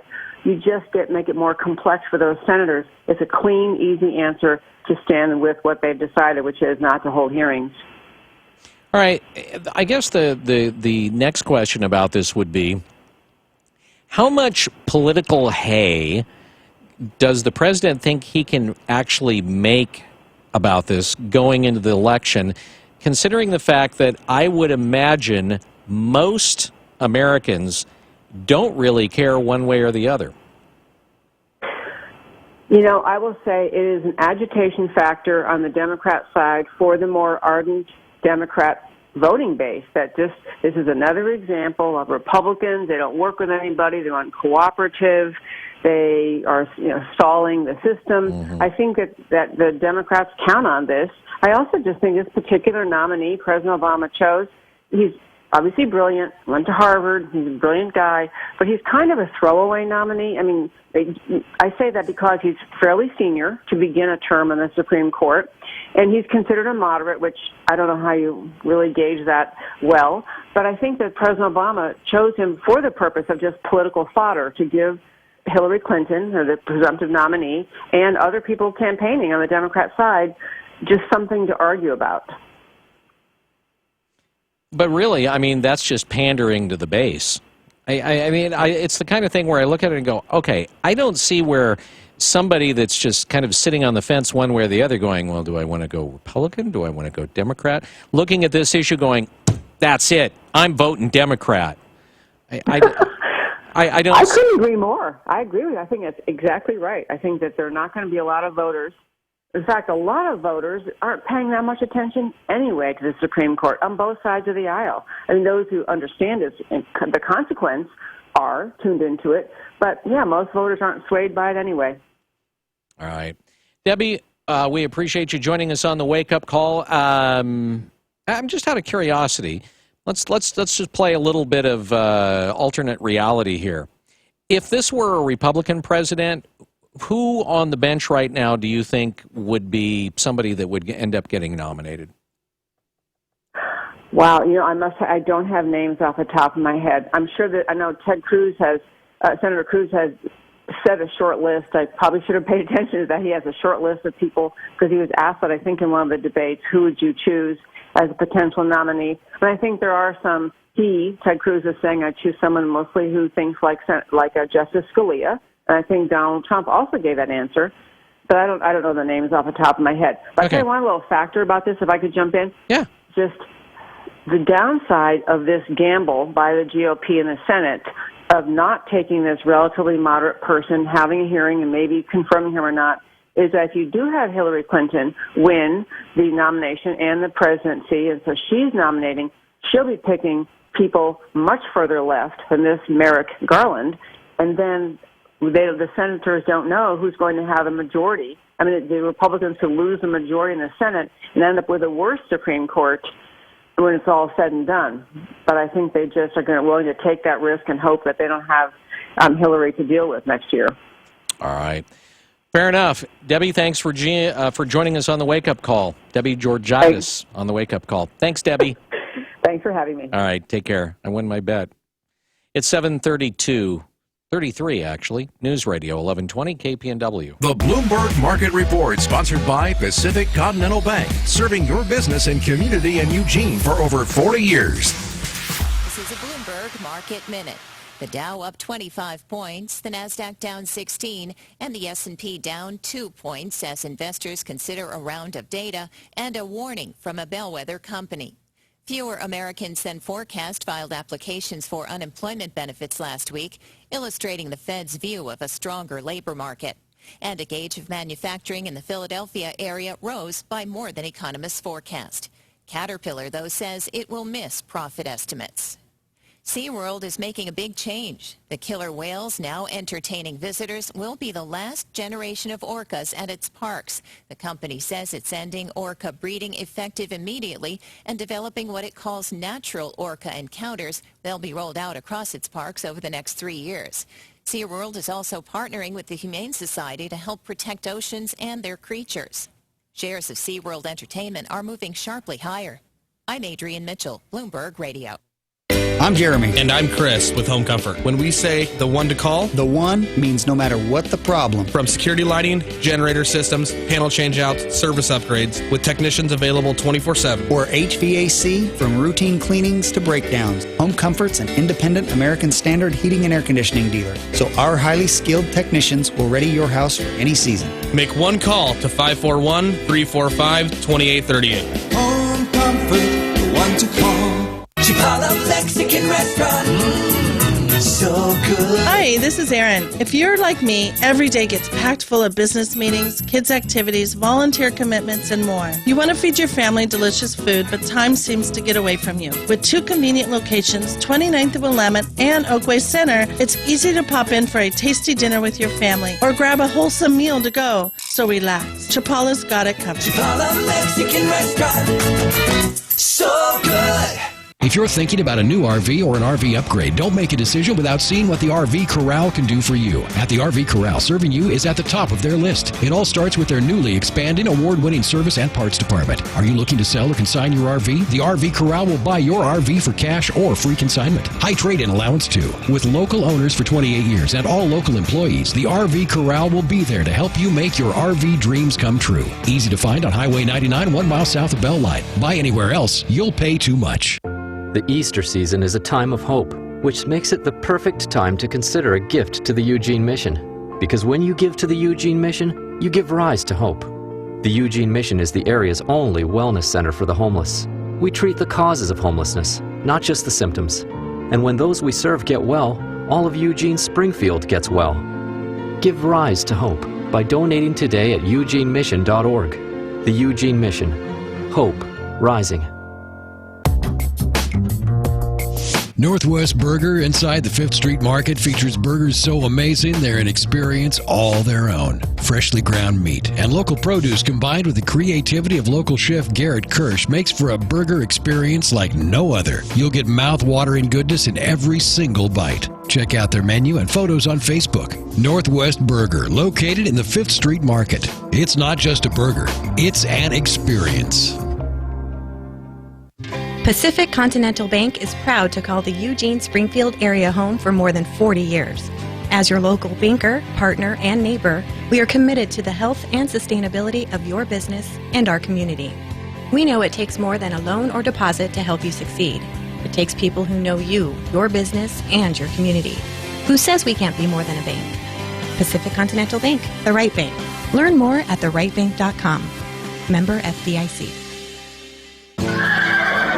It's the perfect event for horse lovers. See dancing horses, stunning stallions, world-class riders and trainers, a giant trade show. It's all at the largest horse festival in the Northwest. It's the Northwest Horse Fair and Expo, presented by Aikens Trailer Sales, March 18th through the 20th in Albany. Top-notch riders and trainers will teach Western riding, horse training, dressage, trail riding, daredevil trick riding, and much more. And new this year, don't miss the Ultimate Super Horse Challenge and the Briar West Model Horse Show. Shoppers can enjoy fantastic shopping. 2 buildings housing gigantic trade show with everything for horse owners and horse lovers. Experience horses at their finest. Fancy, fuzzy, spirited, and spotted. See horses of all types and sizes perform daily. Bring the whole family and enjoy the Northwest Horse Fair March 18th through the 20th in Albany and celebrate the spirit of the horse. For more information, go to equinepromotions.net. That's equinepromotions.net. KPNW weather brought to you by Ramjack West. Do you have foundation problems? Ramjack can fix that. Get your free quote at ramjackwest.com. Good morning. If you're headed out in the next few minutes, we've got patchy dense fog off and on out there. Otherwise, partly cloudy to mostly clear skies. Most of that will burn off by about 11 a.m., but it is cold. Temps right now are close to freezing in the low 30s to the upper 30s out there with light winds out of the northeast at 0 to 5. This afternoon, high pressure looks to continue to move in, and that means mostly sunny skies look to dominate this afternoon. Not a chance of rain whatsoever. We will see those highs shooting to the mid-60s to a couple of low 70s. Light winds out of the northeast at 0 to 5. This fantastic weather we'll see this afternoon will continue through most of your Friday. But then the high pressure that brought it will start to pull away to the northeast, and that means storm systems will start lining up and start heading this way as early as Friday evening, bringing us a fairly wet weekend. I'm Chief Meteorologist Chris Nation in the NBC 16 Weather Center, hoping you have a fantastic St. Patrick's Day. The Wake Up Call on News Radio 1120 KPNW. 7:38, 1120 KPNW. Bob Hart, the executive honcho over there at the Lane County Political Museum Society. I mean, he's where it's all happening here in Lane County, or where it happened, and where you get to go see it and catch up. And he's not in costume today. He's actually coming in as Bob Hart. True. Are you done? Quite the introduction. Are you done with your performances? Thomas Condon has been retired. Okay. I'm actually giving some consideration to a new character, also, or more correctly, an archaeologist by the name of Luther Cressman, who's the one who found the sandals in the cave, if you will. The oldest the oldest footwear, so far that we know about. The most famous sandals and shoes in the state of Oregon by far. It seems like a wonderful progression because Condon predicted that Oregon's spectacular geology and the fact it was so pristine and so complete would eventually say something about the antiquity of man on the North American continent. And he said this back, in the early part of the 1900s, actually the late 1890s, and it's come true. Does Luther have a beard, or did he have a beard? I think Luther's appearance changed over time. I haven't heavily researched him yet. I don't think he's probably a little scrubby in some of the photographs we've seen. That could be Wore fine. a pistol. He wore a pistol? Yeah, a small caliber pistol when he was out in the field. I mean, there are photographs of him with a holster and a pistol. So how are things at the museum? Well, we're on a roll at the moment. We have a wonderful current exhibit called No Harm Intended. It is a very consciously chosen description of the exhibit because it's a medical history exhibit, 1840 to 1940. So it's pre-antibiotic. Germ theory is not understood in 1840 when the original pioneers showed up, and they suffered mightily from it. We talk about the epidemics that have actually racked Eugene and the formation actually of what now is eWeb, but it would have been the water company initially. We talk about doctors and some of the earliest ones who, for instance, Dr. Patterson, A.W. Patterson, couldn't support himself as a doctor when he initially got here. He said people were too healthy. So he supported himself as a surveyor, and he's the one who actually surveyed the land that was given by Skinner and Mulligan that created the park blocks. I mean, doctors today we hold in a very high, elevated platform, if you will. And sort of. Because of their education and social prominence and this sort of thing. It's not the way doctors were when the first pioneers showed up. And until the turn of the 19th into the 20th century, we didn't even have certification of doctors. So you could be serviced by a quack who merely studied under another quack. Ultimately, there were education requirements. The Pure Food and Drug Act gets passed under Teddy Roosevelt, by the way, progressive. Some people would call this government overreach, but the most verbose defenders of our First Amendment free speech rights were the patent medicine dispensers who wanted the right to lie to you, to continue feeding you alcohol and laudanum, i.e. opium, in their patent medicines, which, by the way, have nothing to do with patents. Like it was a bad thing. Well, people probably felt pretty good afterwards. However, it probably didn't do a lot to actually do anything but treat how you were for their feeling. malady. That's yeah. right. I mean, whatever the malady was going to continue. So the no harm intended really talks about the progress that's been made in medicine without actually dealing with the progress. It basically shows 100 years of what happened with doctors, what happened with medicine, and the fact that at the end of that period we start doing a lot of, the United States starts to exceed in doing laboratory type work, which we actually pick up from the Germans, who started it, and then we carried it on.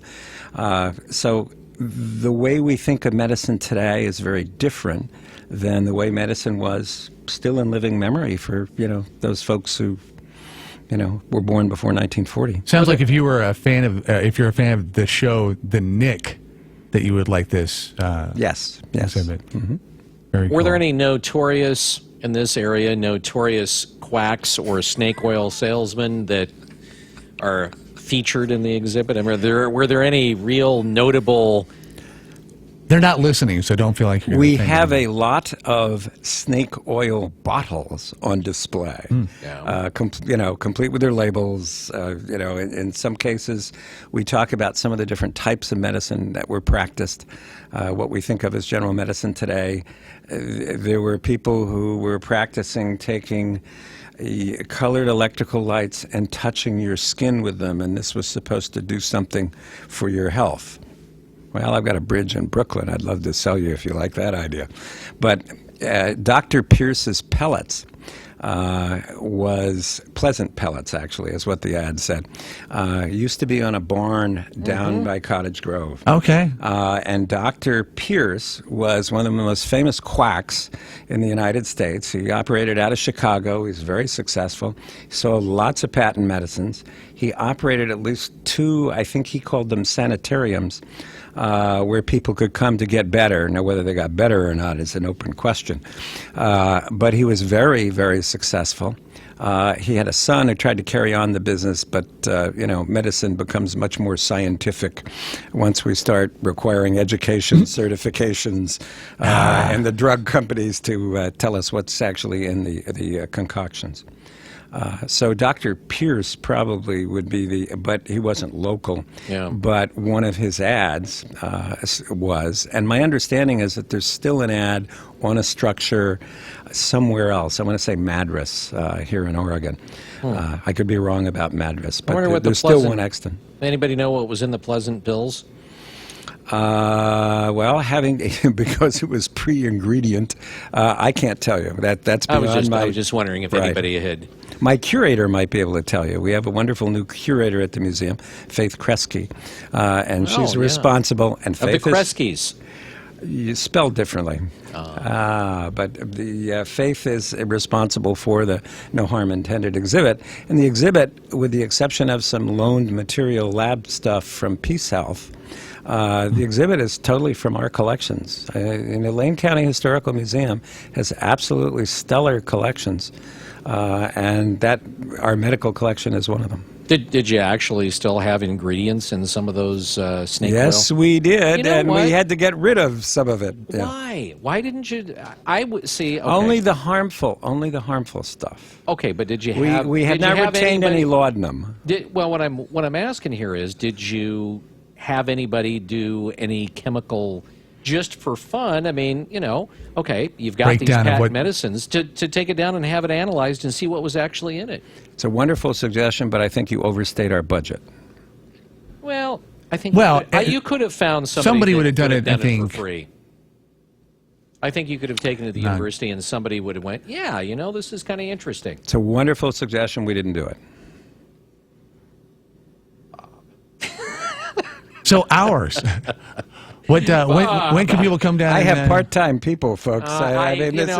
This really gets to the nub of, could we do more? Good. Of course we could. Should we do more? Yes, we should. But we need the resources and we need the ability to do more.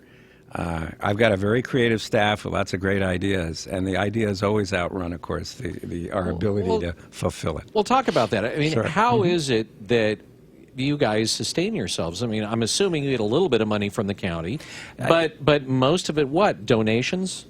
No, actually, most of it is still from the county. One of those things we are paying more attention to and need to pay more attention to is other sources of finance. Because in order to run this operation and take care of a building that's constantly deteriorating, that the county owns, and we have responsibility for, we need a subsidy from the county. The agreement from 1996 on has been that we would be guaranteed a portion of transient room tax. So your motel tax, essentially in town, is what keeps us afloat and lets us do as much as we're doing. We have a very active development committee at this point, which is looking at other options, and we're trying various strategies to start to raise more income from other sources, knowing that the county has its financial problems. We try not to lean on them beyond the transient room tax funds. Petting zoo. Need to have a petting zoo. Charge to have people come in and pet animals. Has anyone read the Dies the Fire series? The first book, called Dies the Fire by Sterling, is the author. It's sci-fi/fantasy. The apocalypse happens, and Oregon collapses into what we might call barbarism. But in Eugene, what happens is people raid the local historical museum and steal from the museum the animals involved in their living history exhibit with the pioneer wagon and all those items that don't require electricity. So they steal the Dutch ovens and the cooking utensils and whatnot, because now suddenly these are much more valuable and that electricity is no longer being generated. See, when did that book come out? When did the... Oh, boy. I was going to say probably 2003 or 4. Say, if I were going to do that, I'd go over to Springfield and steal the Simpsons, and I would just have those sitting there around my campfire, and I would talk to them and stuff like the crazy guy. That's how I would keep people away from me. I'd just be, he's the crazy guy talking to the statues. Why don't we talk about location and the hours and how people can come down and find you? Oh, okay. Lane County Historical Museum at the fairgrounds. We're open Tuesday through Saturday. We're always open 10 to 4. Except during really unusual things like the county fair, when we actually extend our hours. We're about to run into our annual fundraiser, which is a very traditional quilt show, where we have normally over 100 quilts that from all over the place, none which, by the way, are for sale. They're merely for display, but they're... The pioneer quilters in town are the ones who run the show, and then the total proceeds are then donated to the museum. The pioneer quilters have been doing this for 30-some-odd years. Is that a big take, that quilt show? Well, that would depend. In comparison to some of the fundraisers the university does, no. Okay. But for us, it's our sole largest fundraiser at the moment. Oh, wow. That may change. That may change over time, but right now it's the biggest fundraiser we do. And this year we're doing it in early April, and I want to say the dates are the 4th through the 10th. It's a Tuesday through a Sunday, so we'll be open that Sunday. Our normal hour is 10 to 4.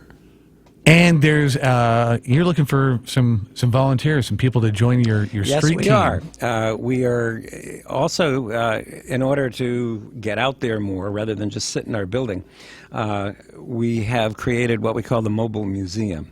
The Mobile Museum is a little tent structure that of the type you see most nonprofits use, at outdoor events. And we basically carry around a history of the county, benefits of joining the Historical Society. We give out free older copies of the Lane County Historian. And we generally have some stuff about the local history of the area, wherever it is you're going to be. What are the benefits of joining the Historical Society? Well, you get a 10% discount at the store, our museum store, which, by the way, actually has a great book collection, obviously about Oregon history and specifically local history, as well as toys, puzzles, etc., all of the historical historical bent. The other thing is to get into the museum for free. We do charge admission. $5 for adults, $3 for seniors, youth, 14 and under are free. Huh. So school groups, et cetera, are all free. And what about the daffodil celebration coming the up? Mobile Museum is going out to the Daffodil Festival this weekend. If you like huge cinnamon rolls, it's one of the reasons to go to the Daffodil Festival besides buying daffodils. You woke him up. Yeah. Well, I'm a proponent of large cinnamon rolls, too. Good for you. And that's why my wife and I went out, as well as for the daffodils. But we'll be out there this weekend, and we're looking for volunteers to help staff the tent. We know there's good weather programs for Saturday, perhaps not so good on Sunday. But rain or shine, the Daffodil Festival is something. It basically is kind of an event you can take the family to and spend hours. Because prerequisites to be a volunteer, what would you need? Prerequisites would be hopefully some interest in local history and interest Pleasant in with talking, people? Yeah, interest in talking with people who are going to come wandering by, and you wish to engage and tell a little bit about, hey, we think local history is important. Here's some reasons why. Look at the old photographs. Here, have an old Lane County historian. What are you interested in? Are you a farmer? Are you, did you have relatives on the Oregon Trail? Are you a more recent arrival? There have been lots of topics covered over the years in the Lane County Historian. It's been published since 1955, I think. And how do people, one more time, how do people get a hold of you or get included in this list? 541-682-4242. Ask for Jennifer or Bob. Jennifer is our volunteer coordinator and is actually the one who's more hands-on on what's going on the Daffodil Festival appearance of our mobile museum tent. Bob, thanks for coming in. Oh, thanks for having me. Always great to have Bob Hart, the executive director with the Lane County Historical Museum and Society, with the Wake Up Call, 7:54, News Radio 1120 KPNW. Hi, this is Erin. Do you have a graduate this year or maybe a loved one getting married? At Chapala, we want to help you make your most special event stress-free. Fancy or casual, indoor or out, we've got you covered. Chapala's catering will leave your guests satisfied and your pocketbook happy. If full catering is not what you need, we offer tasty party platters that are crowd pleasers. With 2 convenient locations, 29th of Willamette and Oakway Center, Chapala's Catering. Chapala Mexican Restaurant. So good. Pop quiz for all business owners. If you're not incorporated and someone sues your business, which one of these can you lose? Your home, your car, or your life savings? The answer? All 3. Because if you're not incorporated, it's not just your business that can be sued, it's you too. Which means you could lose everything. Once business owners realize the risk of not being incorporated, they usually scramble to incorporate or form an LLC. To make it quick and easy, Incorporate.com is now giving away a free incorporation guide to all business owners, so you can incorporate in just 10 minutes. For your free 10-minute incorporation guide, call now, 1-800-400-5017. Protect your financial future. At Incorporate.com, they don't provide legal or financial advice. They just make incorporating or forming an LLC quick and easy. Call now for your free 10-minute incorporation guide. 1-800-400-5017. Hurry while supplies last. 1-800-400-5017. That's 1-800-400-5017. Hurry into SM Gun Shop for March savings. 40 caliber handguns, 10% off. All other guns are $20 off. Reloading powder just in from Hodgdon, IMR, Winchester, and Alliance will stock up now. SM Gun Shop, Lane County's most established gun store on River Road in Eugene. Northwest Burger inside the Fifth Street Market has burgers so amazing, they're an experience all their own. Freshly ground meat, local produce, combined with the creativity of local chef Garrett Kirsch, made for a burger experience like no other. Northwest Burger, the official burger of the Wake Up Call. I'm Gary Conley with today's Money Minute. Legal marijuana did something the war on drugs couldn't: run Mexican growers into the ground. Figures from the U.S. Border Patrol show the number of pot seizures during 2015 was the lowest in a decade. In late 2014, a Mexican producer told NPR he was getting $30 to $40 a kilo, down from $60 to $90 2 years earlier. So as more and more people have legal access to reasonably priced weed, the price of Mexican bricks is going up in smoke. Marijuana is still against federal law, making life difficult for those legally doing business in various states because banks refuse to deal with them out of fear of federal repercussions, including racketeering charges. Still, one of the best ways to prove to yourself that pot is nothing more than a common weed is to look at MedBox, the industry poster child for marijuana as a passive investment. Here's the nugget. In late 2012, MedBox shares soared from $4 to over $100 in less than a month. As the winds shifted on legalization, it crashed back to $4, then traded between $10 and $60 until about 2 years ago, when it again drifted down to $4 before shooting up to $45 in less than a month. Now, even after a name change, the shares trade for less than a penny. I'm Gary Conley, and that's today's Money Minute. Over 300,000 veterans have received the care and benefits they've earned because Paralyzed Veterans of America was there. If you need help with a claim or just navigating the system, contact us at pva.org. The Bloomberg Market Report, sponsored by Pacific Continental Bank, serving your business and community in Eugene for over 40 years. This is a Bloomberg Market Minute. Stocks are bouncing around near their highs for the year. The Dow up 51 points, the Nasdaq down 10, and the S&P up 2 points. Investors are concerned that central bank stimulus is failing to spur growth, but a weaker dollar is boosting commodity and industrial shares. E-commerce is a double-edged sword for FedEx. While big gains in holiday online shopping helped the company beat forecasts in the last quarter, it also says keeping up with demand is costly. So the Wall Street Journal reports FedEx wants retailers to pay more for shipments to help offset the cost of expanding its network. With mosquito season almost here, makers of insect repellent are having a tough time keeping up with demand. Companies are running factories at full capacity as people look to avoid the spreading Zika virus. The Wall Street Journal says the expectation is for 2 to 3 times the usual demand this time of year. I'm Adrienne Mitchell, Bloomberg Radio. News Radio 1120 KPNW, Eugene, Springfield, USA. Fox News Radio. I'm Chris Foster. What's being done by Islamic State terrorists against Christians and other religious groups is now being called genocide by our government and Secretary of State John Kerry. The United States will strongly support efforts to collect, document, preserve, and analyze the evidence of atrocities. And we will do all we can to see that the perpetrators are held accountable. The genocide tag's more of a recognition of what's being done to those groups than anything that carries any weight. Killer whales will no longer be in shows or bred at SeaWorld.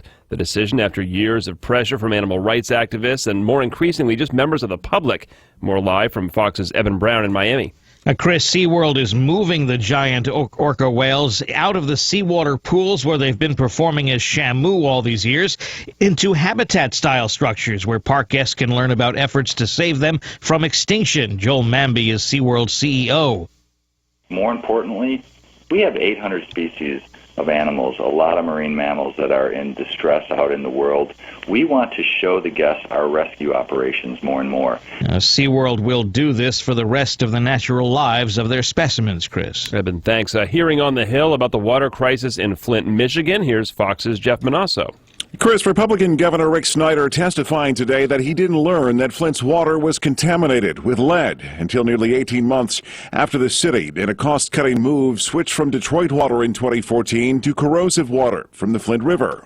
I apologize to the people of Flint. They deserve that. I understand why they're angry. It's terrible what they're having to go through. But I made a commitment to fix the problem. Governor Snyder blaming all levels of government amid class action suits and a push for hundreds of millions of dollars to fix the problem. Chris. Unemployment claims, that is, are up slightly last week, according to the Labor Department. You're listening to Fox News Radio. Fair and balanced.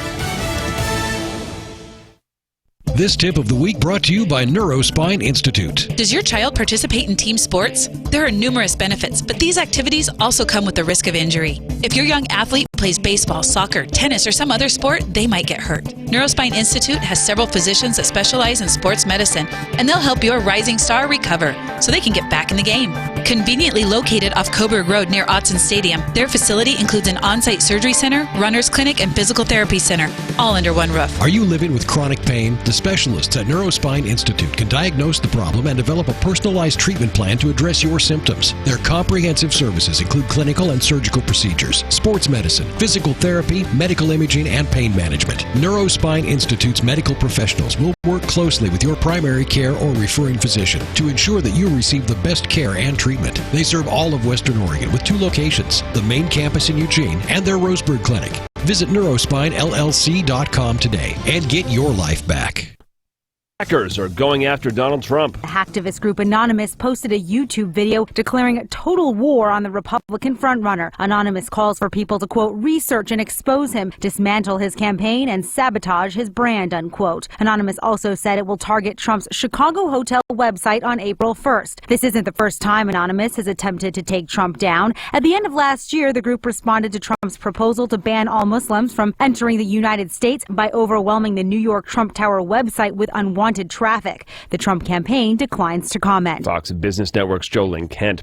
Frank Sinatra Jr. died. The music world mourning the son of pop royalty. Frank Sinatra Jr. died Wednesday. His manager saying the musician suffered cardiac arrest while on tour in Daytona Beach, Florida. Comedian Tom Dreesen toured with Frank Sinatra Jr. for years, watching him prepare the orchestra for his father, Frank Sr. Speaking to Fox News Radio. When you're on the road with Frank Sinatra, it's all business, because Frank Sinatra Jr., the show was incredibly important for him as it was for his dad. So he prepared the music every night. He laid out the music for his dad every night. Frank Sinatra Jr. was 72. Jacqueline Carl, Fox News. Chicago White Sox first baseman Adam LaRoche is retiring to $13 million this season, but he'll have more time to spend with his kid. He was told by White Sox president Kenny Williams that his teenage son, Drake, would no longer be allowed such proximity on an everyday basis to the White Sox operations. Drake LaRoche had been a staple at White Sox games, even on the road, as well as being at Chicago's U.S. Cellular Field regularly, where Drake had his own locker with his name right next to his father's. The White Sox president told Fox Sports baseball insider Ken Rosenthal he did not bar LaRoche's son from being around the team, just to dial it back. Fox's Jared Max, accused of egging a neighbor's home more than 100 times in a year, a Euclid, Ohio man is now charged with felony vandalism. I'm Chris Foster, Fox News Radio.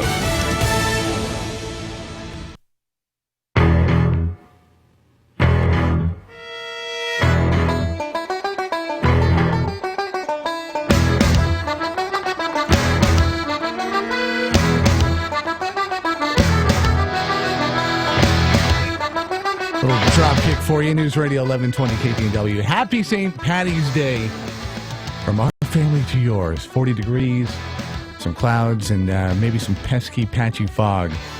62 and some sunshine later today. Clear and 35 coming up tonight. Friday with even more beautiful. A couple of degrees warmer. Clouds coming in on Saturday. And we got some beautiful weather coming in there, some solar energy. Take advantage of it while you can. I would say an extended lunch hour, and there you go.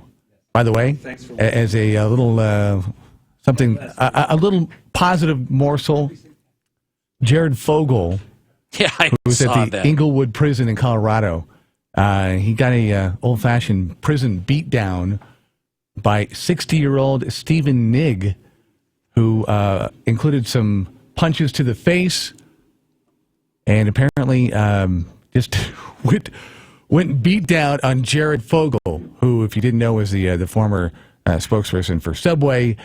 He's in prison for having sex with kids, and apparently this guy, Mr. Nigg, as if you are any person with any conscience, it kind of got to you.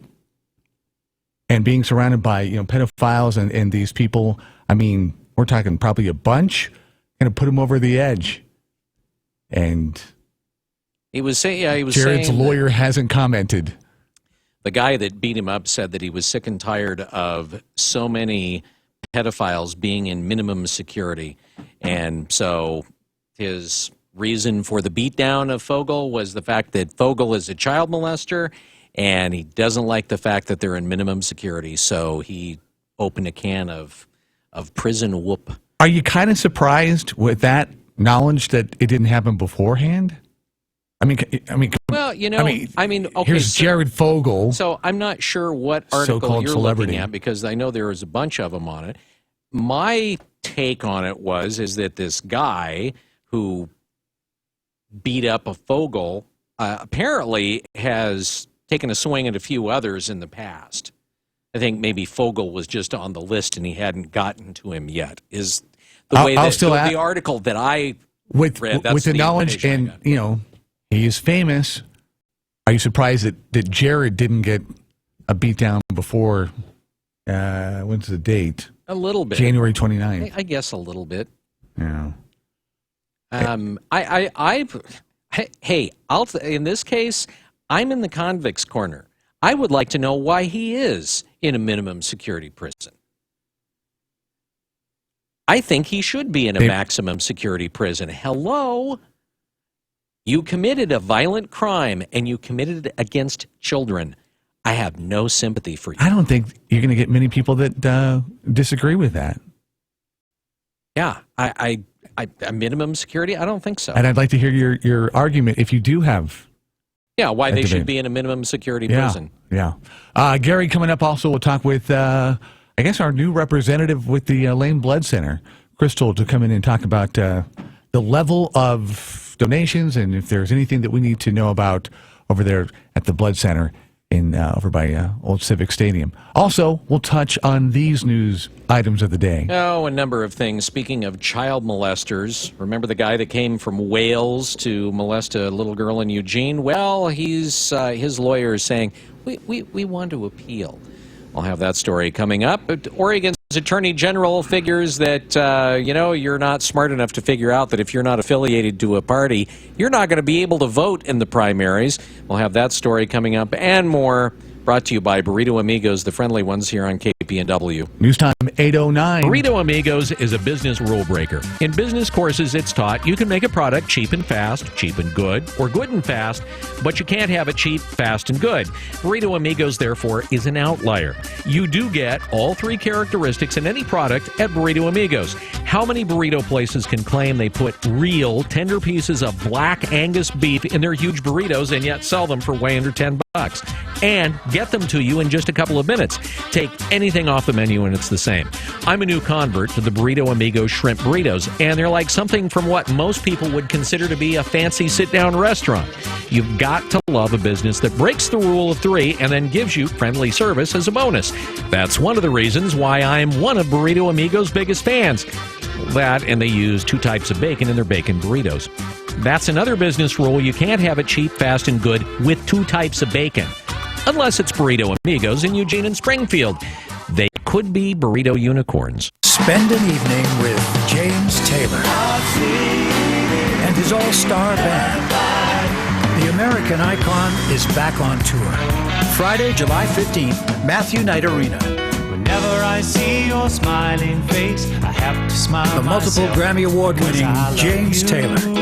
And a night full of his biggest hits. I've seen fire and I've seen rain, and I'll be there, yeah. You've got a friend, James Taylor. In my mind. Tickets on sale now at MatthewKnightArena.com.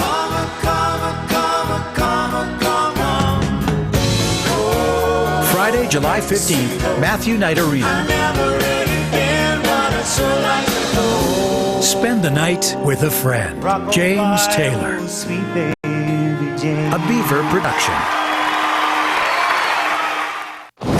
Now, this morning's wake-up call with the latest news from the Northwest and your neighborhood. On News Radio 1120, KPNW. Good morning. This look at the news brought to you by Burrito Amigos, the friendly ones, featuring great breakfast burritos and fresh brewed, locally roasted coffee for a tasty start to your morning. Here's what's going on. Gareth Vincent Hall, the Welsh man, sentenced last week to 50 years in prison for repeatedly raping a child in Eugene after seducing her long distance online, is appealing. Hall's lawyers are challenging part of the judge's order that once the child molester is released from prison, that he be placed on 100 years of post-prison supervision. Hall's lawyer says that is beyond what the law calls for. Hall's lawyers use this appeal as well to extend their time to review the case for other chances to appeal, including possibly a challenge to the 50-year mandatory sentence. Hall traveled from Wales to Oregon last April to meet a young Eugene girl that he'd first contacted online via a chat application. He then raped the girl on multiple occasions during his visit. Well, a man was sleeping yesterday morning when he was awakened by a loud crash at his home on West 24th Avenue. So he decided to see what made the noise. That's when he discovered that a silver Saturn had run into his house. Police responded and found a 26-year-old female at the scene. The male driver, though, well, he'd left. She was not arrested. The male was identified as a suspect in a stolen vehicle and in a hit and run, and they put out what's called an attempt to locate on the man. Melinda McLaughlin with the Eugene Police Department says that 28-year-old Howard Stone Coburn of Eugene was spotted later that day by an LTD security officer as he wandered around 8th and Olive. A police bike team then responded. Coburn attempted to run into a building and then was nabbed when he was fleeing through an exit. Coburn was arrested without incident on charges of unauthorized use of a vehicle and hit and run. The Springfield man's going to spend more than 30 years in jail for sex crimes against a child he was babysitting. The victim's family was in the courtroom Wednesday morning as the judge sentenced James Garrett to 36.5 years in prison. He was convicted on 17 counts of sex crimes earlier this month, including sodomy, sex abuse, and encouraging child sex abuse. Investigators said some of the crimes happened while he was babysitting the young victim last April. Spring break's here. And for many folks, that's an opportunity for an extended vacation. For other folks, it's an invitation to break into your house or your car while you're gone. Make sure that you're locking the doors and windows. Make sure you let your neighbors know so that they can call if they see something suspicious. And don't leave your valuables visible through the window. Melinda McLaughlin with the Eugene Police Department says if you plan on leaving your car parked for a long period of time, never leave your valuables in plain view. Also keep your car in a well-lit area. You can also use an anti-theft device like the club for extra security. And if you're staying at home this spring break and notice anything suspicious, maybe you ought to call the cops. The Lynn County District Attorney's Office has decided not to pursue charges against a man in a hit-and-run case from last November that killed an Oregon State University PhD student. 34-year-old Shiloh Sundstrom was killed when he was hit on the night of November 22nd just east of Corvallis on Highway 34. Sundstrom was a teaching assistant and PhD candidate at the Geography Department. Lynn County Deputy DA Alex Olenek said in a statement that he could not conclude the driver acted recklessly or with criminal negligence when he struck and killed Mr. Sundstrom, although you would think they would be able to do that based on the comments of the guy driving. As part of the description of what happened that night, the driver told police he looked away from the road because he noticed something on his phone that was in the seat next to him.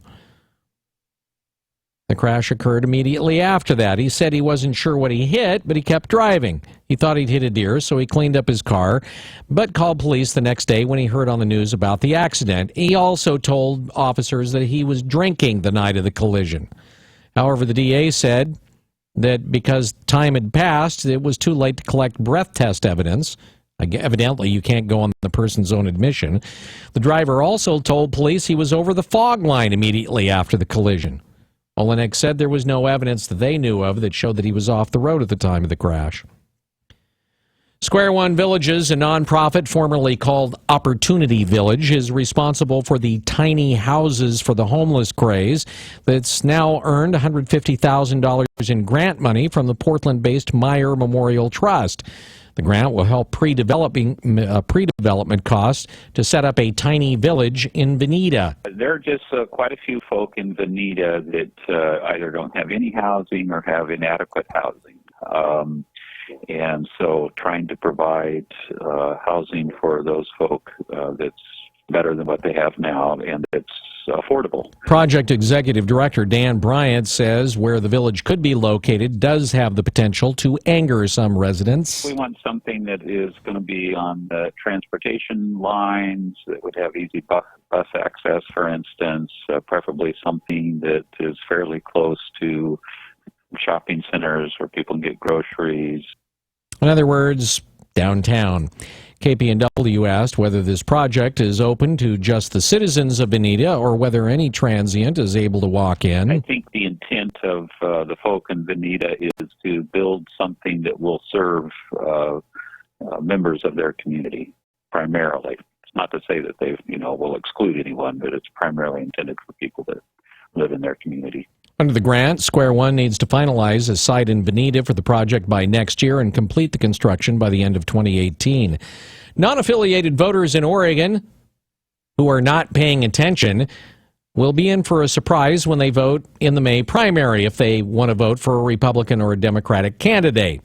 Brad Ford says the Secretary of State is sending out notices to make sure that the clueless are aware. More than 500,000 Oregonians are not affiliated with a political party. In May, they won't be able to vote Republican or Democrat. The Democratic and Republican primaries are closed. Secretary of State Jean Atkins says if you remain non-affiliated, you'll only see nonpartisan candidates on your ballot. There is one party you can vote for if you're not affiliated. They can request a ballot for the independent party's primary without having to register as an independent. Atkins says Oregon's independent party decided to open its primary. The deadline to become registered as any party member or make a request for a change is April 26th. I'm Brad Ford, KPNW. There are 36 counties in Oregon, and on a yearly basis, they are graded in numerous ways, dealing with employment, taxation, roads, and parks. One of the more strange rankings has to do with the healthiest counties. For the last 7 years, the Robert Wood Foundation has ranked all the nation's counties health-wise based on a number of factors, from education to smoking, from eating habits to whether there's a bus to ride, whatever that has to do with health, and from sexual activity to social isolation. Last year, Lane County was the 16th healthiest county out of 36 Oregon counties. This year, Lane is 12th. Most of that improvement is based on the expansion of Medicaid and higher employment. According to the survey, Lane has more mental health care providers than average and better exercise opportunities than most counties. On the downside, Lane has on average more violent crime, premature deaths, and chlamydia. Court documents say a boy accused of threatening violence at Newburgh High School kept a journal that outlined the plan of attack. A probable cause affidavit filed in Yamhill County says an officer found the journal in the boy's bedroom. The teen allegedly wrote he had a growing obsession with shooting up his school and wanted to kill at least 100 people. He named 20 students and faculty and made a list of items that he was going to need. The journal contained a map of the school, including where the bombs should be placed and where gates should be locked. He wrote that he wanted to isolate victims in a kill zone. Police announced the boy's arrest on charges of attempted assault and attempted unlawful use of a weapon. Oregon's 2 senators are urging their colleagues to act now that the president has selected a nominee to the Supreme Court. Brad Ford reports. Oregon Senator Ron Wyden says now that the president has selected Washington, D.C. Appellate Court Judge Merrick Garland as his nominee to the U.S. Supreme Court, it is the Senate's duty to hold hearings on his confirmation. To do anything else shows enormous disrespect for the American people and the United States Senate as an institution. Both Senators Wyden and Jeff Merkley released statements saying they look forward to meeting with Garland, reviewing his credentials, and learning more about his vision for the court's future. The nomination may face an uphill battle in the Senate, where majority Republicans have promised to block the nominee and leave the decision to the winner of this year's presidential election. Brad Ford, KPNW. Police are investigating after a customer at a Des Moines used car lot found a dead body inside a van for sale there. The incident unfolded yesterday at Helen's Used Auto Sales. The customer was shopping there when he and a salesman walked over to look at an older model van that the man was thinking of buying. They opened up the door, and there was a dead guy slumped in the back of the vehicle. Police say there is no obvious signs of foul play, but they're investigating. A representative from the medical examiner's office will identify the body and determine the cause of death. Investigators said that they don't know how long the body has been there in the van, up for sale, or when the person died. But a dealership representative said that the van had been there for about 3 weeks, and they last checked it 5 or 6 days earlier. But did he buy the van? They don't say. It's 8:22. This Look at the News brought to you by Burrito Amigos, the friendly ones. You're up to date from KPNW. Wake Up Call Sports on News Radio 1120 KPNW. Like a gift handed to the Oregon basketball program with green and yellow ribbon. On the eve now of the game that the Ducks are a number 1 seed in, it was announced that Chris Boucher had received approval, even though the announcement came yesterday, from the NC2A for his appeal that would give him 1 more year of eligibility. When it boils down to, his 13 games played in a prep school does not equate to a year of eligibility in college. So he'll be good, a good centerpiece next year with Peyton Pritchard, Michael Cage Jr., and Keith Smith coming in. Hopefully Tyler Dorsey will come back, and maybe even Dylan Brooks for his junior year. That could be fun. So the Ducks will play Holy Cross tomorrow. They ousted Southern 59-55. The Crusaders got into the dance by winning the Patriot League tournament as a number 9 seed. You got to love the madness. A number 16 seed has never beat a 1 seed. Let's hope that continues tomorrow. Notre Dame fans got the matchup they were pining for as Michigan finally ousts Tulsa in the first 4 game. Final 67-62. NBA Golden State, the Storm continues its Category 5 tour through the NBA. Last night they toyed with the New York Knicks, winning 121-85. Steph Curry with 34. Former Blazer and Arizona Wildcat Damon Stoudemire finally has a coaching gig. He'll be the new head coach at Pacific. All right, madness starting in mere minutes. UNC Wilmington at Duke. Squaring off 9:15 on CBS, Butler, Texas Tech. 9:40 on True TV, UConn. And, of course, Pac-12 Prep, Colorado. Shortly after that on TNT. Wake Up Call Sports on KPNW, live and local, brought to you by Max Muscle, the authority in sports nutrition since 1991. Across Franklin from Market of Choice. News time, 8:24. KPNW weather brought to you by Ramjack West. Do you have foundation problems? Ramjack can fix that. Get your free quote at ramjackwest.com. Good morning. If you're headed out that door in the next few minutes, you're already out and about on these roads. We've got partly cloudy to mostly clear skies out there. Now, we do have some patchy, dense fog off and on.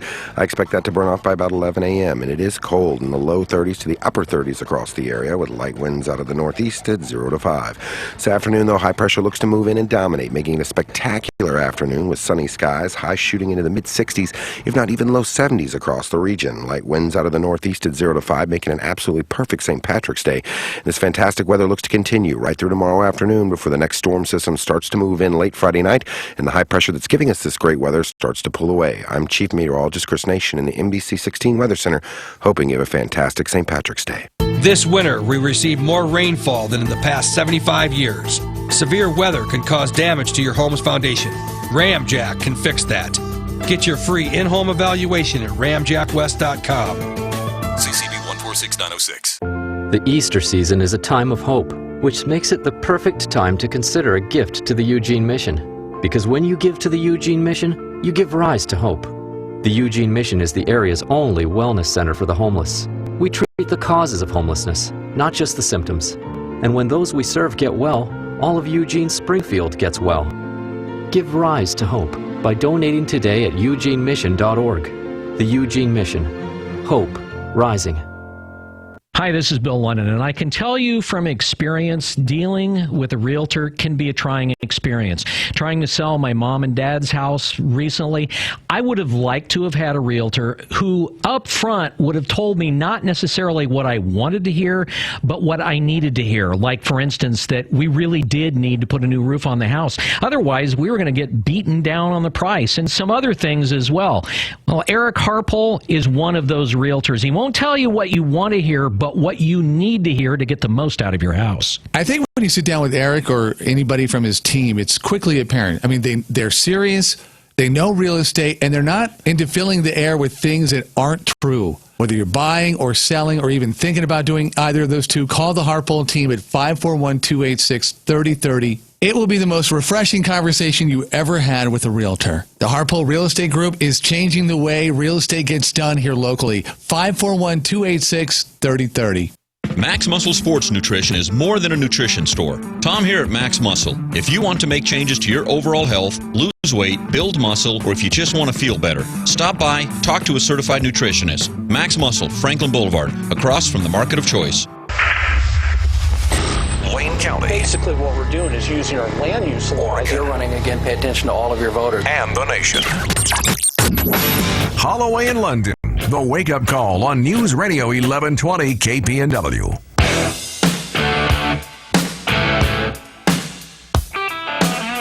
News Radio 1120 KPNW.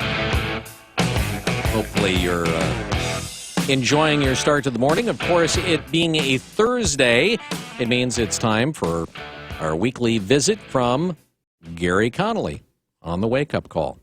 It's he's back again. Anyway, you seem so surprised. I was shocked.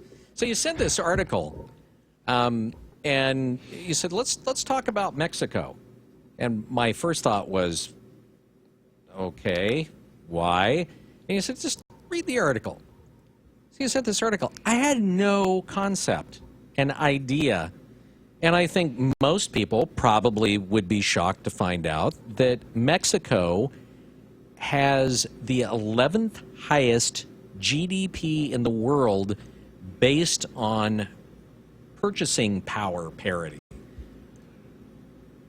I mean, that's huge. It is. And I think most people sit there and look at Mexico and say, oh, you mean our third world cousin to the south? Yeah. And that's not all based on, by the way, illegal drug activity. It's based on a lot of history, but things have. But it's amazing. Yeah, I mean, it's the 2 or 3 decades downstream. One of the downstream consequences or results of NAFTA. Yeah, exactly. So Mexico is the 11th largest economy according to the International Monetary Fund, and that puts them right between the UK and Italy. Exactly. Yeah, and the way things are going in Europe, it won't be very much longer probably until Mexico is one of the top 10 economies in the world. Shocking. So let's go ahead and let's discuss that a little bit. Where were they standing prior to NAFTA?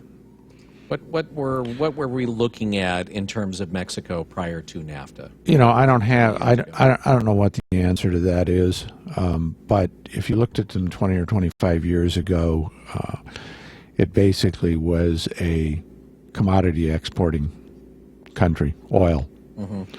And, since NAFTA, what's happened is because of the, vast differences in, labor costs and so on and so forth, a lot of manufacturing's moved down there, and the country's really developing quite quickly.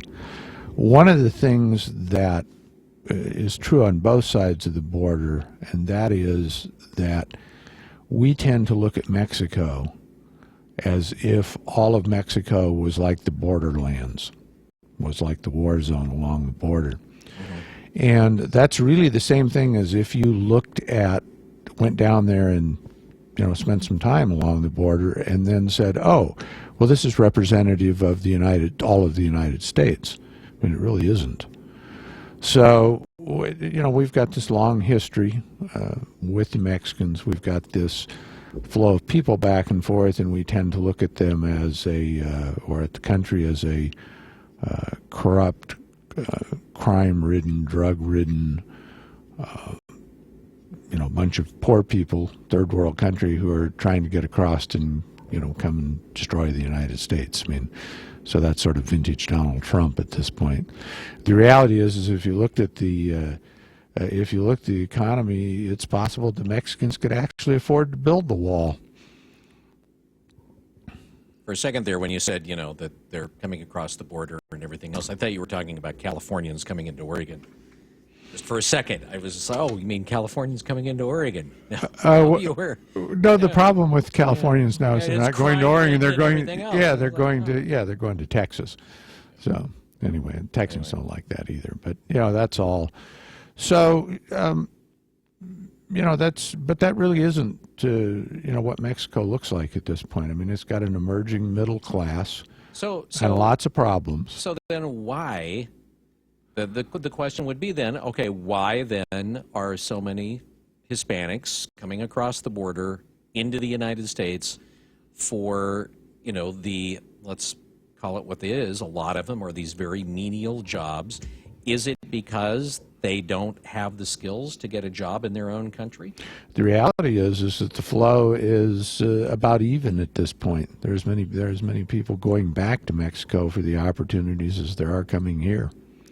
And my understanding is, without having any true knowledge of it, is a lot of the Hispanic immigrants that we've got now are the people from the really much poorer countries that are south of the Mexicans' southern border. Places like Honduras, which is absolutely horrible, Guatemala, etc.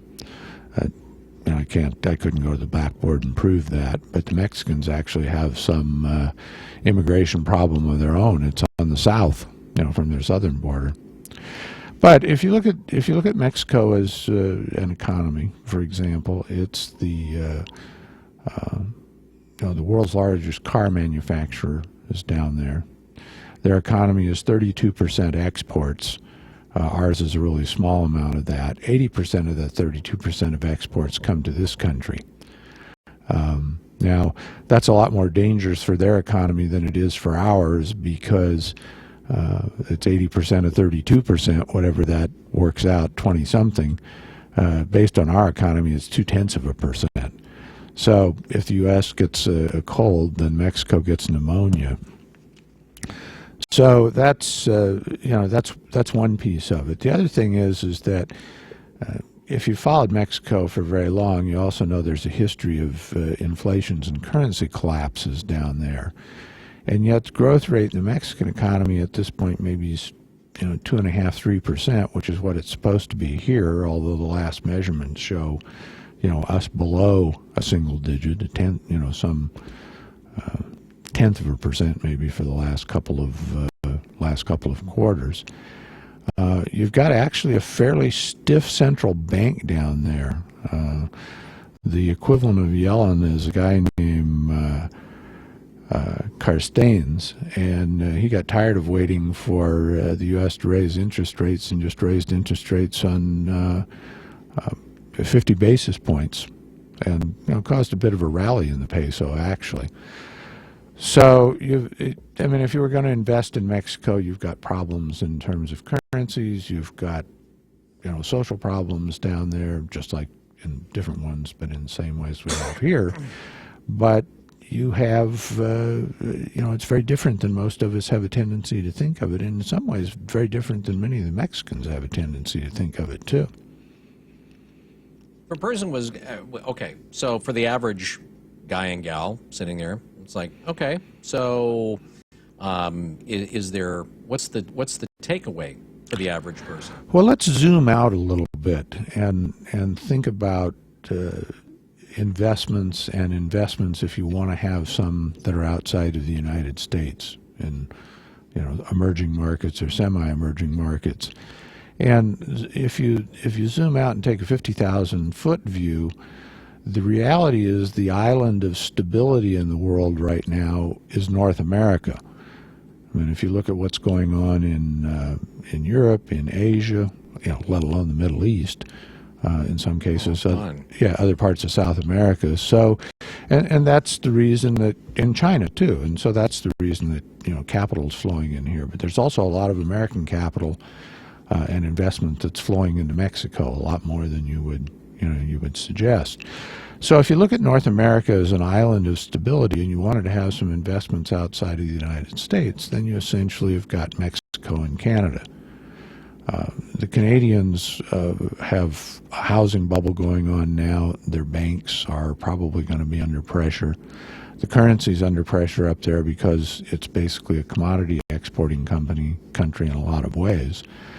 But yet, but coal, yeah, timber, yeah, oil, so on and so forth, natural gas. Sure. I think the takeaway for the average guy is if you want to have some investments, and it's probably not a good idea, or it probably is a good idea over time offshore, the first two places you'd look would be not very far away, would be Canada and Mexico, and watch those over time. You've got problems with currency translations because the currencies fluctuate, both the Canadian dollar and the Mexican peso. But the reality is that there, may well be, or there will be over time, I think, some opportunities in Mexico. I don't know what they're going to be at this point, but I think it's something that's, certainly worth learning about. And okay, well, where does a person go to learn that kind of stuff? Well, I think the first thing that you do is you can just Google up Mexican companies and see what's going on there. A lot of those companies are still owned by the state, but they're in the process of spinning them off or allowing outside investment. You can look at infrastructure companies like Cemex, which is the cement company, which is actually the biggest one in the world. You would look at banks. In the old days, you would look at breweries, but that's been pretty well consolidated now, internationally now, as we've talked about before. Or, you would just simply look for an ETF or a mutual fund that concentrates in Mexico and find one with a good relative record and a portfolio manager that's been around a while. Would be one way to do it. Then the second thing, which is as important as anything else, is timing. And, is this a good time to do that? I don't know. Partly it depends on what your view of inflation is and what your view of the economy here is, because there's no question that the Mexican economy is very much tied to the one in the United States. I mean, they're a big car exporter. We import more cars from Mexico than any place else. They're just not made under Mexican brands. But something that that's not intuitively obvious is that you've got 40% of the content of those Mexican cars, or the parts, are actually made here and exported before they're re-imported. So we're whether you like it or not, or whatever your view is, we're very much tied together. All right. Gary Connolly of Connolly Capital on the Wake Up Call. We'll see you next Thursday morning. That you will. Take care. It is 8:39, News Radio 1120 KPNW. The Bloomberg Market Report, sponsored by Pacific Continental Bank, serving your business and community in Eugene for over 40 years. This is a Bloomberg Market Minute. New jobless claims rose by less than forecast last week, and a disappointing outlook from Caterpillar is a reminder of lukewarm corporate earnings. But Cat shares have erased early losses and are moving slightly higher. The Dow is up 83 points, the Nasdaq down 6, and the S&P up 6 points. As Wall Street looks at unemployment claims for last week, we hear the big drug distribution firm McKesson is cutting jobs. After losing some key customers, McKesson is cutting 1,600 jobs, about 4% of its workforce. McKesson is sharply lower at about $150 a share. As they search for ways to get their merger deal approved, Staples and Office Depot may have a solution. Amazon could be interested in buying the corporate business unit of Office Depot, which would help ease one of the regulator's biggest concerns about the merger, according to a report in the New York Post. I'm Adrienne Mitchell, Bloomberg. Pacific Continental Bank is proud to call the Eugene-Springfield area home for more than 40 years. As your local banker, partner, and neighbor, we are committed to the health and sustainability of your business and our community. We know it takes more than a loan or deposit to help you succeed. It takes people who know you, your business, and your community. Who says we can't be more than a bank? Pacific Continental Bank, the right bank. Learn more at therightbank.com. Member FDIC. It's time for the Willamette Valley Arms Collectors Association Spring Collectors Gun Show, March 19th and 20th at the Lane County Event Center and Fairgrounds in the Auditorium Building. Member gun collections, ammo, parts, and collectibles, as well as guns to buy, sell, or trade. Parking is free. $6 for adults, kids, and active military free. $1 off with current NRA card or coupon from regional buy marts and local gun shops. Saturday 9 to 5 and Sunday 9 to 3. For more info, call 541-689-9829. Not available in California. Listeners, do you have startup capital and want to invest in a booming business with incredible profit and growth potential? The opportunity is now because Fresh Healthy Vending, the #1 healthy vending franchise in North America, is looking for a few business-savvy, healthy-minded people right here in the local area to become Fresh Healthy Vending franchise owners. We're growing so fast that we've had hundreds of new franchise owners in the last few years alone. Now you can join them. This area has a huge demand for fresh, healthy, organic snacks on the go, and that's exactly what you'll be selling with your Fresh Healthy Vending machines. We've already identified prime high-traffic locations that are perfect for healthy vending machines. Now we just need the right people to join our franchise network and help Fresh Healthy Vending continue to boom. If this sounds like you, go to readyforfresh.com today and enter code 3434. We'll send you a free owner information kit. As an added bonus to new franchise owners, we'll also pay half the franchise fees. Hurry, this offer is limited. Just go to readyforfresh.com and enter code 3434. That's readyforfresh.com 3434. My name is Bobby. I'm a veteran and lost my leg to a roadside bomb. My victory was going from a wheelchair to becoming a weightlifting champion. I'm Sam.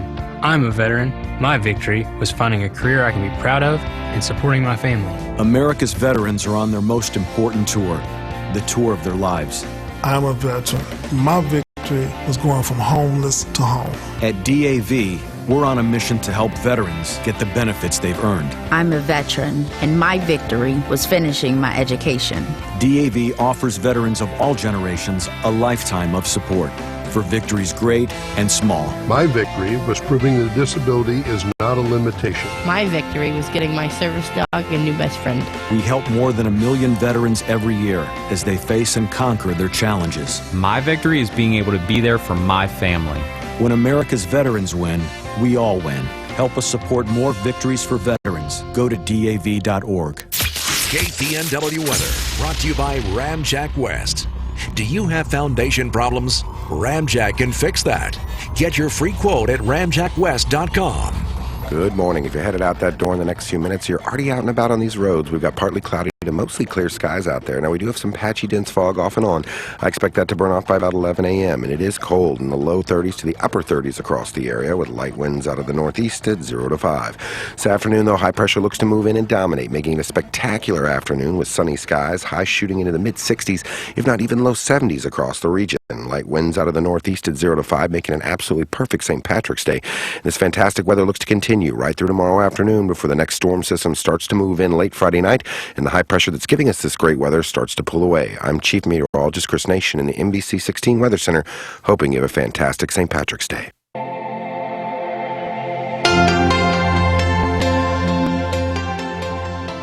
If you happen to be in a situation financially where you've dealt with some credit issues because of maybe a foreclosure, medical bills that got out of hand, maybe even student loans or other financial setbacks, and you're one of those hardworking people and you need a vehicle but can't get one because your credit is upside down, contact Guarantee Discount Chevrolet because they have the Good People with Bad Credit program that can help you out.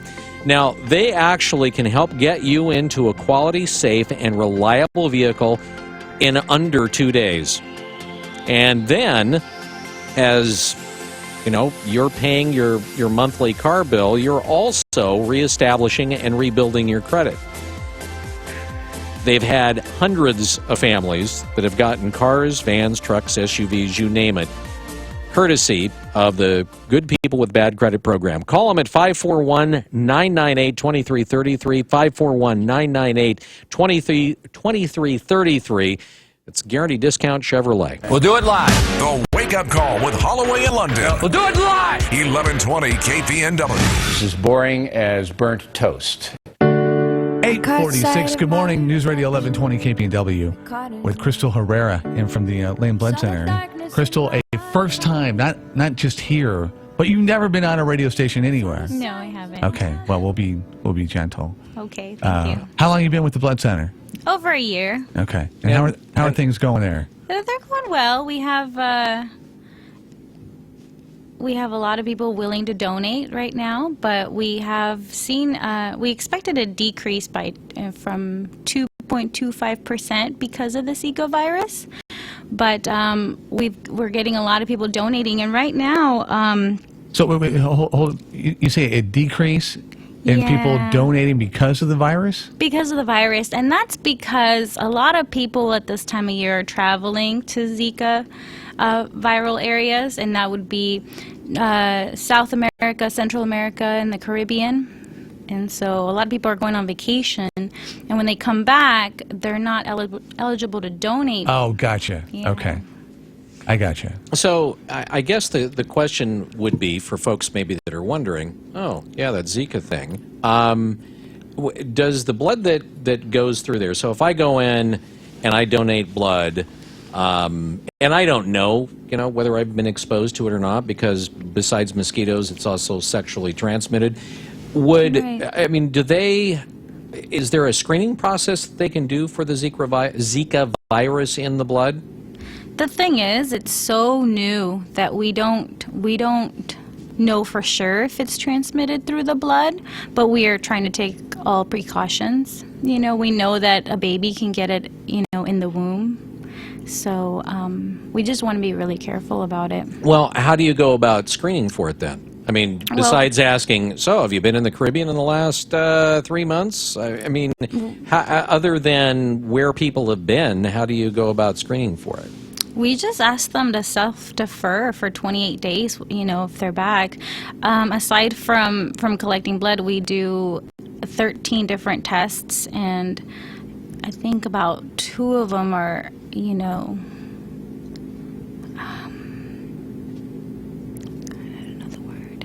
You think, well... I don't know, we just test, we have 13 different tests, that we test our blood for and quality, so... Okay, so you were about to, I kind of interrupted you. I interrupted your stream. Where were you headed? Oh, no, right now we're just asking our donors if you're O negative, O positive, or A negative, we really need your blood right now. So if you're eligible to donate, please come by. And if you're maybe a new donor, maybe you've never done it, this would be a great time to do it. This would be a good time to do it. So what we recommend is that you get plenty of sleep and drink lots of water. Have a good protein and carb meal 2 to 4 hours prior to your donation, and always bring your ID. And allow yourself a little bit of time, because I mean, not only do you go through the process, you sit down with the nurse, but the questionnaire, if you really do a good job, probably is going to take more than 2 minutes, because they're asking you some pretty important questions. Yeah. I mean, the process is you come, you fill out a questionnaire, and that decides whether you're eligible or not, and then you get screened by a nurse, and then after you get screened, you sit down, you donate. It really takes about 5 minutes, the process of taking your blood, and then we send it for testing. So aside from the Lane Blood Center, talk about the other kind of ways that you can do the same thing. Oh, if you're not eligible to donate, you can do fundraisers. Right now what we have going on is a fundraiser for H&R Block. So basically, H&R Block is willing to donate $20 to our nonprofit if you go get your taxes done through them, but you're going to need a nonprofit ID number, and I have that with me if you guys want it. Sure. Yeah. Do you have it on your website by any chance? We posted it on our Facebook. Okay. Which is what, Lane Blood Center? Lane Blood Center. Yep. Okay. Well, I think probably for most folks, just go into the Facebook page. Yeah. I mean, they're not going to remember it if we give it to them on the radio. I don't think they'll be able to memorize it. Or have a pen and paper ready. Right. Yeah, you can always call too. If you're definitely. Yeah, you can visit our Facebook site, our website at laneblood.org, and then you can also give us a call. But why is it important to? I mean, we're talking about a fundraiser. Usually, it's kind of a blood drive. Mm-hmm.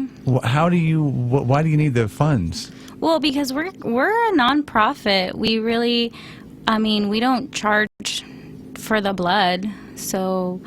You don't charge people to give blood, you mean? Yeah, we don't charge people to give blood in and at the hospitals. Like, we charge our hospitals for blood, but it's not like a super large amount to where we make a profit out of it. We're still a nonprofit. Gotcha. Anything else going on at the blood center that people should know about? Not much. We're just kind of laying low for now and hoping to get people to come in through the doors and donate blood. How about hours? When can people do that? Oh, so Monday through Wednesday, we're open until 8. And then today, Thursday and Friday, we're open until 3:30. And I think we're open at 9 in the morning. All right. Oh, check the man. website. Yeah, just check our website. All right. So your first time on the radio, was it painful? Oh, man. Yeah, I know how you feel. Yeah, a little bit. Yeah. Crystal, thanks for coming in. Thanks, guys. All right. Take care. Crystal Herrera with the Lane Blood Center at 8:52. Before we get out of here, let's talk about our good friends. Oh, yeah. Sleep Country. Have you been in Sleep Train? Have you been into Sleep Train? They used to be Sleep Country. Now they're Sleep Train. You can tell the difference because now it says train. Anyway, if you go on in there, you're going to find a great variety of mattresses. They've got the triple choice sale that's going on right now where you can save in a variety of different ways. But the most important thing is that when you go into Sleep Train, they're going to take the extra time to help you, and they are actually experts at this, helping you find the right mattress. Because not every mattress is going to be comfortable for every person. Some people like them less firm. Some people want the cloud tops. Some people, want maybe something with an adjustable base. And they're going to help you kind of work through the different selections that they have to find the right bed that is going to be perfect for what you're looking for, whether you have a bad back or whether you're just looking for something nice and soft that when you throw yourself down on it, you're going to sink into oblivion. Triple choice sale going on right now where you can save up to $300 on Beautyrest and Posturepedic mattress sets or $300 in free sleep essentials with any Tempur-Pedic. Or how about the third choice?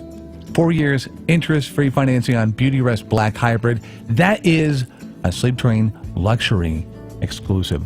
On approved credit with up to 48 equal monthly payments required, you get the guaranteed best selection, the guaranteed comfort from the people that know beds. Go there today in Eugene, Springfield, Corvallis, and Salem, and tell them you're like this with the Wake Up Call. Sleep Train, your ticket to a better night's rest. We'll see you tomorrow at 8:05. Don't miss Lorena McKenna, an evening of music and stories on Friday, March 25th at 8 p.m. for one performance only at the Holt Center for the Performing Arts in Eugene. It was down by the sunny gardens. Lorena McKenna is joined on stage by her longtime collaborators Brian Hughes and Caroline Lavelle. For tickets, call or stop into the Holt Center ticket office or buy online anytime